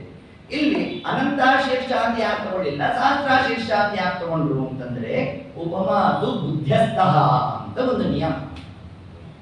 ನಮ್ಗೇನಾದ್ರು ದೇವರನ್ನು ಮೊದಲಿಗೇನೆ ಏನಾದ್ರು ತಗೊಂಡು ಅನಂತ ಶೀರ್ಷ ಪುರುಷ ಅಂದ್ರೆ ಈ ದೇವರಿಗೆ ಅನಂತ ತಲೆ ಇದೆಯಂತೀವಿ, ನಮ್ಮ ತಲೆಗೆ ಹೊತ್ತೋಲ್ಲ ಅಂತ ಬಿಟ್ಬಿಡ್ತೀವಿ. ಅದಕ್ಕೆ ಏನ್ ಮಾಡಿದ್ರು? ಸಹಸ್ರ ಶೀರ್ಷ ಅಂತ ತಗೊಂಡು. ಸಹಸ್ರ ಶಬ್ದದಿಂದ ಏನಾಯ್ತು? ದೇವರಿಗೆ 1000 ತಲೆ ಅಂತ ಮೊದಲು ತಿಳ್ಕೊ. ಆಮೇಲೆ ಏನಾಗಬೇಕು? ಆ ಸಹಸ್ರವೇ ಅದು ಅನಂತ ಆಯಿತು. ಒಂದು ರೂಪಗಳು ಅನಂತ ರೂಪಗಳು ಹೊಂದಿಪ್ಪವು ಗುಣಗಣ ಸಹಿತ ಅಂತ ಜಗನ್ನಾಥಾಸ್ತಿ ತಿಳಿಸಿದ್ದಾರೆ. ಹೀಗೆ ಆ ಕ್ರಮದಿಂದಾಗಿ ಬ್ರಹ್ಮದೇವರು ತಾವು ಸ್ತೋತ್ರ ಮಾಡಬೇಕು. ಮುಂದೆ ರುದ್ರದೇವರು ದಿಗಂಬರರಾಗಿ ಸ್ತೋತ್ರ ಮಾಡಬೇಕು. ವಿಷ್ಣು ತನಕ ವಸ್ತ್ರ ಸಂಹಿತೆ ಹೇಳಿಬಿಟ್ಟು ರುದ್ರದೇವರು ದಿಗಂಬರರು ಅಂದ್ರೆ ಇದು ದೋಷ ತಾನೆ. ಮಲಿನ ವಸ್ತ್ರ ಉಟ್ಕೊಂಡ್ರೇನೆ ನಗ್ನಂ ನಿತ್ಯ ವಿಧೀಯತೆ, ನಗ್ನರು ಅಂತ ಬರ್ಕೊಂತಾರೆ. ಕೊಳಕಾದ ವಸ್ತ್ರ ಉಟ್ಕೊಂಡು ಪೂಜೆ ಮಾಡೋದು, ಇದು ಮಾಡಿದ್ರೆ ನಗ್ನರು ಅಂತ ಬರ್ಕೊಂತ. ನಗ್ನರಾಗೆ ಪೂಜೆ ಮಾಡಿಬಿಟ್ರಲ್ಲಿ ನಿಮ್ಮ ರುದ್ರದೇವರು. ಹಂಗರ್ಥ ಅಲ್ಲ ಅದು. ರುದ್ರದೇವರಿಗೆ ವಸ್ತ್ರ ಹೇಳಿದ್ದಾರೆ, ಕೃತ್ಯವಾಸನೆ ಹೇಳಿದ್ದಾರೆ ನಮಗೆ. ಮತ್ತೆ ಇಲ್ಲಿ ದಿಗಂಬರರು ಶಬ್ದ ಯಾಕೆ ಬಂತು, ಹ್ಯಾಕ್ ಬಂತು ಅಂದ್ರೆ, ದಿಕ್ ಅಂದ್ರೆ ವಾಯುದೇವರಿಗೆ ಹೆಸರು. ಎಲ್ಲಿರ್ತಕ್ಕಂತಹ ವಾಯುದೇವರು ದಿಕ್ ಶಬ್ದವಾಚ್ಯರು ಅಂತಂದ್ರೆ, ಸೂರ್ಯಮಂಡಲದ ಗತವಾದ ವಾಯುದೇವರನ್ನ ಏನಂತ ಕರೆದಿದ್ದಾರೆ? ದಿಕ್ ಅಂತ ಕರೆದಿದ್ದಾರೆ. ಯಾಕೆ ದಿಕ್ ಶಬ್ದವಾಚ್ಯರು ಅಂತಂದ್ರೆ, ಸೂರ್ಯ ಉದಯಿಸಿದ್ದಾನೆ, ಅಷ್ಟ ದಿಕ್ಕಿನಲ್ಲೂ ತನ್ನ ಪ್ರಕಾಶವನ್ನು ಹೊರಹೊಮ್ಮಿಸಿದ್ದಾನೆ ಅಂತಂದ್ರೆ, ಅಂತಹ ಸಾಮರ್ಥ್ಯ 12ನೇ ಕಕ್ಷದ ಸೂರ್ಯನಿಗೆ ಹೇಗೆ ಬರ್ಲಿಕ್ಕೆ ಸಾಧ್ಯ ಅಂತಂದ್ರೆ, ಅವನಲ್ಲಿ ಅಧ್ಯಾಪಿ ವಾಯುದೇವರು ಕೂತು ಆ ಕೆಲಸವನ್ನ ಮಾಡಿದಾಗ ಹಾಗೇನಾಗುತ್ತೆ? ಸೂರ್ಯ ತಾನು ಪ್ರಖರತೆಯನ್ನು ಕೊಡ್ಲಿಕ್ಕೆ ಸಾಧ್ಯ. ಯಾರಲ್ಲಿ ಅಂತ ಸಾಮರ್ಥ್ಯ ಕೊಟ್ಟಿದ್ದಾರೋ ಅಂತಹ ವಾಯುದೇವರಿಗೆ ದಿಕ್ ಅಂತ ಕರೆದು. ಇನ್ನು ಅಂಬರ, ಅಂಬರ ಅಂದ್ರೆ ಏನು? ಆಕಾಶ. ಅಂಬರ ಅಂದ್ರೆ ಏನು? ವಸ್ತ್ರ. ಪೀತಾಂಬರ. ಹೌದಲ್ಲ? ಹಾಗಾದ್ರೆ ಅಂಬರ ಅಂದ್ರೆ ವಸ್ತ್ರ. ಈಗ ನಾವು ವಸ್ತ್ರವನ್ನು ಹುಟ್ಟಿದ್ರಿಂದ ಏನಾಯಿತು? ಮಾನ ರಕ್ಷಣೆ ಆಯಿತು. ಹಾಗಾದ್ರೆ ಅಂಬರ ಶಬ್ದಕ್ಕೆ ಏನಂತ ಅರ್ಥ ಮಾಡಬಹುದು? ರಕ್ಷಣೆ ಅಂತ ಅರ್ಥ ಆಯಿತು. ದಿಕ್ಕಂದ್ರೆ ವಾಯುದೇವರು, ಅಂಬರ ಅಂದ್ರೆ ರಕ್ಷಕರು. ರಕ್ಷಕರು ಅಂದ್ರೆ ನಮಗೆ ನಿಮಗೆ ಯಾರು ರಕ್ಷಕರು? ಗುರುಗಳೇ ರಕ್ಷಕರು. ಅಂದ್ರೆ ಅಧ್ಯಾಪಕ ರುದ್ರದೇವರಿಗೆ ಯಾರು ಗುರುಗಳಾಗಿದ್ದಾನೆ? ನಿಯತ ಗುರುಗಳು ಅಂದ್ರೆ ನೇರವಾಗಿ ವಾಯುದೇವರೇ ಗುರುಗಳು. ಇಲ್ಲಿ ರುದ್ರದೇವರು ತಾವು ದಿಗಂಬರನ ಸ್ತೋತ್ರ ಮಾಡಿದ್ರು ಅಂತಂದ್ರೆ ತಾವು ಸ್ತೋತ್ರ ಮಾಡಿರ್ತಕ್ಕಂಥದ್ದನ್ನ ವಾಯುದೇವರ ದ್ವಾರ ಪರಮಾತ್ಮನಿಗೆ ಸಮರ್ಪಣೆ ಮಾಡಿದ್ರು ಅನ್ನೋದೇ ದಿಗಂಬರ ಶಬ್ದಾರ್ಥ ಅಂತ ಇಷ್ಟು ಕ್ರಮದಲ್ಲಿ ನಾವು ಚಿಂತನೆಯನ್ನು ಮಾಡ್ತಾ ಮುಂದೆ ಶೇಷದೇವರು ವಾಯುಭುಕ್ ಅಂತ ಅವರಿಗೆ ಕಾರಣ ಗಾಳಿಯಿಂದಲೇ ಅವರು ಜೀವನ ಮಾಡುವ ಸಾಮರ್ಥ್ಯ ಇದೆಯಂತೆ. 15 ದಿವಸದಲ್ಲಿ ನಮಗೂ ಕೂಡ 1 ದಿವಸ ಅಲ್ಲ 1.5 ದಿವಸ ನಿನ್ನೆ ತಗೊಂಡ್ರೆ ಹೌದು 1.5 ದಿವಸ ಯಾವ್ದು ಆಹಾರ? ನಮಗೆ ಗಾಳಿನೇ ಆಹಾರ. ಹಾಗಾದ್ರೆ ಆ ಸಾಮರ್ಥ್ಯ ನಮಗೆ ಬರಬೇಕಾದರೆ ಯಾರನ್ನ ಚಿಂತನೆ ಮಾಡಬೇಕಂತೆ? ಏಕಾದಶಿ ದಿವಸ ಶೇಷದೇವರನ್ನು ಚಿಂತನೆ ಮಾಡಬೇಕಂತೆ. ಆಗ ದೇಹದಲ್ಲಿ ಸ್ವಲ್ಪ ತ್ರಾಣ ಬರುತ್ತಂತೆ. ನಮಗೆ ಏನಂತ ಉಪಾಸನೆ ಮಾಡಬೇಕು? ಶೇಷದೇವರನ್ನ ವಾಯುಭುಕ್ ಅಂತ ನಾವು ಚಿಂತನೆ ಮಾಡಬೇಕು. ಇನ್ನ ದೇವತೆಗಳನ್ನೇನಂತ ಕರೆದಿದ್ದಾರೆ? ಅಸ್ವಪ್ನರು ಅಂತ ಕರೆದಿದ್ದಾರೆ, ಅನಿಮಿಷರು ಅಂತ ಕರೆದಿದ್ದಾರೆ. ದೇವತೆಗಳಿಗೆ ಸ್ವಪ್ನ ಬೀಳೋಲ್ಲ. ಯಾಕೆ ಸ್ವಪ್ನ ಬೀಳೋಲ್ಲ? ಅವರು ಮಲಗುವಲ್ಲ. ಹೌದು, ನೀವು ರಾಯರನ್ನು ಮಲಗಿಸ್ಬೇಕಾದ್ರೆ ತೊಟ್ಲಲ್ಲಿ ಹಾಕ್ಬಿಟ್ಟು ಹೇಳ್ಬೇಕಾದ್ರೆ ಏನಂತೇವೆ? ಯೋಗ ನಿದ್ರೆಯನ್ನು ಬೇಗಾನೆ ಮಾಡುವ ಯೋಗೀಶ ಪದ್ಯಾರ ತೂಗಿರಿ. ನಮ್ಮ ಬಗ್ಗೆ ಏನಾದ್ರು ಯಾರು ಪದ್ಯ ಬರ್ತಿದ್ರೆ ಗಾಢ ನಿದ್ರೆಯನ್ನು ಬೇಗಾನೆ ಮಾಡುವ. ನೋಡಿ ನಮ್ಮ ಕಥೆ ಹೀಗೆ. ಆದ್ರೆ ರಾಯರ ಕಥೆ ಏನು? ಯೋಗ ನಿದ್ರೆಯನ್ನು ಬೇಗಾನೆ ಮಾಡುವ. ನೋಡಿ ಯೋಗ ನಿದ್ರೆ ಮಾಡ್ತಾರಂತೆ ದೇವತೆಗಳು, ಹೊರತಾಗಿ ಗಾಢ ನಿದ್ರೆ ಇಲ್ಲ ಅವರಿಗೆ. ನಿದ್ರೆನೇ ಇಲ್ಲ ಅಂದ್ರೆ ಗಾಢ ನಿದ್ರೆ ಶಬ್ದವೇ ಬರೋಲ್ಲ. ಆದ್ರಿಂದ ಅಸ್ವಪ್ನರು, ಸ್ವಪ್ನ ಇಲ್ಲದಂತೆ ಅಂದ್ರೆ ಅಹರ್ನಿಶಿ ಪರಮಾತ್ಮನ ಉಪಾಸನೆ ಮಾಡಬೇಕು. ಹೀಗೆ ದೇವತೆಗಳು ಅಸ್ವಪ್ನರು ಅಂತ ನಾವು ಚಿಂತನೆ ಮಾಡಿದ್ರೆ ಏನು ಫಲ ನಮಗೆ ಅಂತಂದ್ರೆ ಅದೇ ಆ ದಿವಸ ಏಕಾದಶಿ ದಿವಸದಲ್ಲಿ ನಾವು ಕೂಡ ಏನಾಗಬೇಕು? ಅಸ್ವಪ್ನರು ಆಗಬೇಕು. ಏನ್ ಮಾಡಬೇಕು? ಜಾಗರಣೆ ಮಾಡಬೇಕು. ಎಷ್ಟು ತಾಸು ಮಾಡಬೇಕು? ಶಾಸ್ತ್ರ ಅಂತ 4 ತಾಸು ಮಾಡಿ ಸಾಕು. ಇಡೀ ರಾತ್ರಿ ಬೇಡವು. ಜಾವದ ಜಾಗರ ಪ್ರತಿ 4,000 ಜೀವನಂತರ ಫಲಕ್ಕೆ ಎಣೆಯಿಲ್ಲವು. ಯಾರು ಏಕಾದಶಿ ದಿವಸದಲ್ಲಿ 4 ತಾಸು ಹರಿನಾಮ ಸ್ಮರಣೆ ಮಾಡ್ತಾರೋ ಅವ್ರಿಗೆ ಏನು ಫಲ ಅಂತಂದ್ರೆ ಚಿತ್ರಗುಪ್ತರು ಎಷ್ಟು ಪುಣ್ಯ ಬರಿಬೇಕು ಅಂತ ಗೊತ್ತಿರೋಲ್ವಂತೆ ಅವರಿಗೆ. ಸುಮ್ಮನೆ ಒಂದು ಫಿಲಪ್ ದ ಬ್ಲಾಂಕ್ ಒಂದು ಕಾರ್ಡ್ ಮಾಡಿಬಿಟ್ಬಿಟ್ಟಿರ್ತಾರಂತೆ, ಒಂದು ಲೈನ್ ಹೇಳಿ ಅಲ್ಲಿ ತುಂಬಿಸೋನು ಯಾರು? ಸ್ವಯಂ ಪರಮಾತ್ಮ ತುಂಬಿಸ್ತಾನಂತೆ. ನೋಡಿ, ಅದಕ್ಕೆ ಜೀವನಂತರ ಫಲಕ್ಕೆ ಎಣೆಯಿಲ್ಲವು. ಇಷ್ಟು ಫಲ ಬರೋದು ಯಾವುದರಿಂದ? ಯಾರು ಏಕಾದಶಿ ದಿವಸದಲ್ಲಿ ಜಾಗರವನ್ನ ಮಾಡ್ತಾರೋ ಅಂತವರಿಗೆ ಇಷ್ಟು ಅನಂತ ಪುಣ್ಯ ಉಂಟು ಅಂತ ತಿಳಿಸಿದ್ದಾರೆ. ಹಾಗೆ ಏಕಾದಶಿ ದಿವಸನೇ ನಮ್ಗೆ ಜಾಸ್ತಿ ನಿದ್ದೆ ಬರೋದು. ಉಪವಾಸ ನೋಡ್ರಿ, ಮಧ್ಯಾಹ್ನ ಮಲಗಿದ್ದ, ಸಾಯಂಕಾಲ ಆಯ್ತು ಹಿಂಗ್ ಕೂತಿದ್ದ, 8:30 ಆದ್ರೆ ಸಾಕು ಅಂತ ಮಲ್ಕೊಂಡ್ಬಿಟ್ಟ. ಬೆಳಗಿನ ಜಾವ ಪ್ರತಿನಿತ್ಯ 4:00 ಹೇಳೋನು. ಇವತ್ತು ಆಯಾಸ ಅಂತ 6 ಗಂಟೆಗೆ ಎದ್ದ. ನೋಡಿ ಹಿಂಗೆಲ್ಲ ಹೋಗ್ತಾ ಇರುತ್ತೆ ನಮ್ಗೆ. ನಾಳೆ ಬಿಡಿ ಪೂರ ಶಿವರಾತ್ರಿನೇ. ಹೀಗೆ ಆ ಕ್ರಮದಿಂದಾಗಿ ಇಷ್ಟೆಲ್ಲ ನಾವೇನು ಆ ಒಂದು ಚಿಂತನಾದಿಗಳು ನಮ್ಮೆಲ್ಲ ಬರಬೇಕು ಅಂತಂದ್ರೆ ಅಲ್ಲಿ ದೇವತೆಗಳನ್ನು ಉಪಾಸನೆ ಮಾಡಬೇಕು ಅಂತ ಹೇಳ್ತಾ ಒಬ್ಬೊಬ್ಬ ದೇವತೆಗಳು ಒಂದೊಂದು ಕ್ರಮದಲ್ಲಿ ಪರಮಾತ್ಮ ತಾನು ಉಪಾಸನೆಯನ್ನು ಮಾಡ್ತಾ ಇರಬೇಕು. ಆಗ ಪರಮಾತ್ಮ ತಾನು ಅವರಿಗೆ ಅನುಗ್ರಹವನ್ನು ಮಾಡೋಣ. ಸಾಕ್ಷಾತ್ ಲಕ್ಷ್ಮೀದೇವಿ ತನ್ನ ರೂಪವನ್ನು ತೋರಿಸ್ತಾ ಇರಬೇಕು. ಆ ಬ್ರಹ್ಮವಾಯುಗಳಿಗೆ ಸರ್ವಥಾ ರೂಪ ತೋರಿಸಲೇ ಇಲ್ಲ. ಕೋಟಿ ಗುಣದಿಂದ ಅಧಿಕ ಶಕ್ತಳು ಶ್ರೀರಾಮ. ಬ್ರಹ್ಮವಾಯುಗಳಿಗೂ ಲಕ್ಷ್ಮೀದೇವಿಗೂ ಎಷ್ಟು ಅಂತರ ಇದೆ, ಎಷ್ಟು ಚಿಕ್ಕವರು ಬ್ರಹ್ಮದೇವರು ಲಕ್ಷ್ಮೀದೇವಿ ಹೊರಡಿಸಿದಾಗ. ಸಾಕ್ಷಾತ್ ದರ್ಶನ ಕೂಡ ಕೊಡ್ಲಿಲ್ವಂತೆ ಪರಮಾತ್ಮ. ಯಾರಿಗೆ? ಚತುರ್ಮುಖ ಬ್ರಹ್ಮದೇವರು ಕೊಡ್ಲಿಲ್ಲ ಪರಮಾತ್ಮ. ಕೇವಲ ಅವನ ವಾಕ್ಯ ಮಾತ್ರ ಶ್ರವಣ ಮಾಡಿದ್ರು. ಲಕ್ಷ್ಮೀದೇವಿ ಸ್ವಯಂ ಪರಮಾತ್ಮನ ದರ್ಶನ, ಪರಮಾತ್ಮನ ವಾಕ್ಯದ ಶ್ರವಣ ಇಷ್ಟ ಆಯಿತು. ಗರುಡ ಶ್ರೀರುದ್ರರಿಗೆ ಬಂದಾಗ ತಾರತಮ್ಯ ತೋರಿಸ್ಬೇಕು ಬೇಡ, ವಾಕ್ಯ ಕೇಳಿಸ್ತು ಅಸ್ಪಷ್ಟ. ಇಂದ್ರಾದಿ ದೇವತೆಗಳಿಗೆ ಆಯ್ತಂತೆ, ಬ್ರಹ್ಮದೇವರು ಕೇಳಿಸ್ಕೊಂಡ್ರಂತೆ, ಅಂತ್ಯಕಂತೆ ಆಗೋಯ್ತು. ಒಂದು ಶಬ್ದ ಕೇಳಿಸಲೇ ಇಲ್ಲ. ಇದನ್ನ ಹೆಂಗೆ ಅರ್ಥ ಮಾಡಬೇಕು? ಆಧುನಿಕ ಟೆಕ್ನಾಲಜಿ ತಗೋಬೇಕಂತೆ, ಚೆನ್ನಾಗಿ ಅರ್ಥ ಆಗುತ್ತೆ. ಲಕ್ಷ್ಮೀದೇವಿ ಪರಮಾತ್ಮ ಏನ್ ಮಾಡಿದಂತೆ? ವಿಡಿಯೋ ಕಾಲ್ ಮಾಡಿದಂತೆ. ದರ್ಶನನು ಕೊಟ್ಟ, ಶಬ್ದನು ಕೇಳಿಸ. ಬ್ರಹ್ಮದೇವರಿಗೆ ಆಗ್ಬೇಕಾದ್ರೆ ವಿಡಿಯೋ ಕಾಲ್ ಪಾಟ್ ಮಾಡಿದಂತೆ, ಬರೀ ವಾಯ್ಸ್ ಕಾಲ್ ಮಾಡಿದಂತೆ. ಅದು ಸ್ಪಷ್ಟವಾಗಿ ಕೇಳಿಸ್ತಂತೆ. ಈ ಟವರ್ ಪಕ್ಕ ಕೂತಿದ್ರೆ ಹೆಂಗಿರುತ್ತೆ ನೋಡ್ರಿ, ಹಂಗಾಗೋಯ್ತಂತೆ. ಕ್ಲಾರಿಟಿ. ಕ್ಲಾರಿಟಿ ಇರ್ತಂತೆ. ಇನ್ನು ಗರುಡಶೇಷ ರುದ್ರಾದಿಗಳಿಗೆ ನೀವು ಗಾಡಿಲಿ ಬರ್ಬೇಕಾದ್ರೆ ಯಾರು ಫೋನ್ ಮಾಡಿದ್ರೆ ಆಗ್ತದೆ ನೋಡ್ರಿ, ಸ್ವಲ್ಪ ಕೇಳಿಸ್ಬೇಕು, ಸ್ವಲ್ಪ ಕೇಳಿಸ್ತಿಲ್ಲ ಅಂತ ಇರ್ಬೇಕು, ಹೌದಲ್ವ? ಹಿಂಗಾಯ್ತಂತೆ. ಇಂದ್ರಾದಿಗಳಿಗೆ ನೋ ಸಿಗ್ನಲ್ ಆಗೋಯ್ತಂತೆ. ಹೀಗೆ ಇಷ್ಟ ಕ್ರಮವನ್ನು ಹೇಳ್ತಾ ಮುಂದೆ ಪರಮಾತ್ಮ ತಾನು ಬ್ರಹ್ಮದೇವರನ್ನು ಕೇಳೋಣ. ನೋಡಿ, ಭಕ್ತಪರಾಧಿನ ಪರಮಾತ್ಮ ಕಾಲಕ್ಕೆ ಬ್ರಹ್ಮದೇವರನ್ನು ಕೇಳಿದಂತೆ, ನಾ ಎಲ್ಲ ಅವತಾರ ಮಾಡಲೋ ಅಂತ ನಾನು ಕೇಳೋಣ. ಕೇಳಿದಂತಹ ಕಾಲಕ್ಕೆ ಆಗ ಬ್ರಹ್ಮದೇವರು, ಸ್ವಾಮಿ ಹಿಂದೆ ಇದೇ ಕಶ್ಯಪರು ಅದಿತಿ ದೇವಿ ನಿನ್ನ ಸ್ತೋತ್ರ ಮಾಡಿದ್ದಾರೋ, ಅವರೇ ವಸುದೇವ ದೇವಿಕೆಯಾರ ಗಂಧುತ್ತಿದ್ದಾರೆ ಸ್ವಾಮಿ, ಅವರಲ್ಲಿ ನೀನು ಅವತಾರ ಮಾಡಬೇಕು ಅಂತ ಅಲ್ಲಿ ಪ್ರಾರ್ಥನೆ ಮಾಡೋಣ. ಸೋಜನಿ ದೇವಕ್ಯಂತೆ ಅವಧನ್ ತಿಳಿಸಿದ್ರು ಶ್ರೀಮದಾಚಾರ್ಯ. ಸೋಜನಿ ದೇವಕ್ಯಂತೆ, ಆ ದೇವಕಿಯ ಅಂತೆ ಸಮೀಪದಲ್ಲಿ ನೀನು ಬಾ. ದೇವಕಿಯಲ್ಲಿ ಬಾ ಅಲ್ಲ ಅಂದ್ರೆ ಏನಂತ? ದೇವಕಿಯಲ್ಲಿ ಬಾ ಅಂದ್ರೆ ನೇರವಾಗಿ ಮಗನಂತೆ ಆಗೋಗುತ್ತೆ. ಅಲ್ಲಿ ಹಾಗೆ ಯಶೋಧಾರಿಗೆ ಪಕ್ಕದಲ್ಲಿ ಪರಮಾತ್ಮ ತಾನು ಮಲಗ್ದ, ಅಲ್ಲೂ ಮಗ ಅಂತ ಕರೆಸ್ಕೊಂಡು, ರೋಹಿಣಿ ನಕ್ಷತ್ರದಲ್ಲಿ ಬಂದ, ರೋಹಿಣಿಗೂ ಮಗ ಅಂತ ಕರೆಸ್ಕೊಂಡು, ಅದರಂತೆ ದೇವಕಿ ಹತ್ರ ಪರಮಾತ್ಮ ಬಂದ, ಅದರಂತೆ ದೇವಕಿ ಮಗ ಅಂತ ಹಿಂಗೆ ಕರೆಸ್ಕೋಬೇಕು. ಈ ಕ್ರಮದಲ್ಲಿ ಅವತನ್ ಯಸ್ಮಾತ್ ಅನುಕಂಪನ. ಯಾಕೆ ಬಂದ ಪರಮಾತ್ಮ? ಅವರು ಸ್ತೋತ್ರ ಮಾಡಿದ್ರು, ಸ್ತೋತ್ರಕ್ಕೆ ಪೂರಾ ಅನುಗ್ರಹ ಮಾಡಿ ದೇವರು ಬಂದದ್ದಲ್ಲ. ಮತ್ತೆ ದೇವರು ಬರೋ ಹಂತದ ಸ್ತೋತ್ರ ಮಾಡೋ ಯೋಗ್ಯತಾನೆ ನಮ್ಗೆ ಇರುವಂತೆ ನೋಡಿ. ಮತ್ತೆ ಯಾಕೆ ಬಂದ ಪರಮಾತ್ಮ? ಯಸ್ಮಾತ್ ಅನುಕಂಪನಾವ. ಅವ್ರ ಮೇಲೆ ಅನುಕಂಪವನ್ನು ತೋರ್ತ ಪರಮಾತ್ಮ ತಾನು ಬಂದಿದ್ದಾನೆ. ಹಾಗಾಗಿ ನಮಗೆ ನಿಮಗೆ ಮೋಕ್ಷ ಸಿಗೋದು ಯಾವುದರಿಂದ ಅಂತಂದ್ರೆ, ಅದು ನಾನು ಸ್ತೋತ್ರ ಮಾಡಿದೆ, ನಾನು ಭಾಗವತ ಕೇಳಿಬಿಟ್ಟಿದ್ದೆ, ನಾನು ಭಾಗವತ ಹೇಳಿಬಿಟ್ಟಿದ್ದೆ, ಅದರಿಂದ ನನಗೆ ಮೋಕ್ಷ ಸಿಕ್ತು ಅಲ್ಲ ಅಂತ. ಪರಮಾತ್ಮ ಹೇಳಿದಂತೆ ಅಂತೆ ಕಂತೆಗೆ ನಮ್ಗೆ ಅನುಗ್ರಹ ಮಾಡಬೇಕಷ್ಟೇ. ಪರಮಾತ್ಮ ಕೇಳೋ ಕ್ರಮ ಗೊತ್ತಿದ್ಯಾ, ಹೇಳೋ ಕ್ರಮ ಗೊತ್ತಿದ್ಯಾ ನಮಗೆ, ಆದರೂ ಕೂಡ ಪರಮಾತ್ಮ ಅನುಗ್ರಹ ಮಾಡ್ತಾನೆ.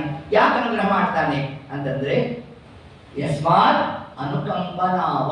ಆಚಾರ್ಯ ಹೇಳ್ತಾರಲ್ಲಿ, ನಮ್ಮ ಮೇಲೆ ಅನುಕಂಪವನ್ನ ತೋರಿ ಪರಮಾತ್ಮ ಅನುಗ್ರಹ ಮಾಡಬೇಕೇ ಹೊರತಾಗಿ ನಾವು ಸಾಧನೆ ಮಾಡಿದ್ದೇವೆ ಅದಕ್ಕಾಗಿ ದೇವರು ಬಂದ, ದೇವರು ಬರುವಷ್ಟು ಸಾಧನೆ ಮಾಡೋ ಯೋಗ್ಯತಾನೇ ನಮಗಿಲ್ಲ ಅಂತಂದ್ರು.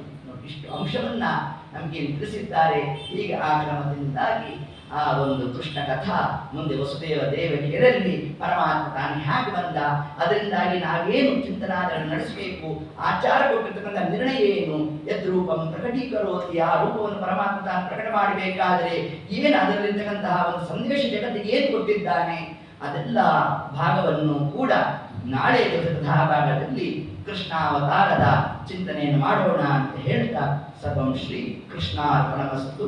ಹರೇ ನಮಃ.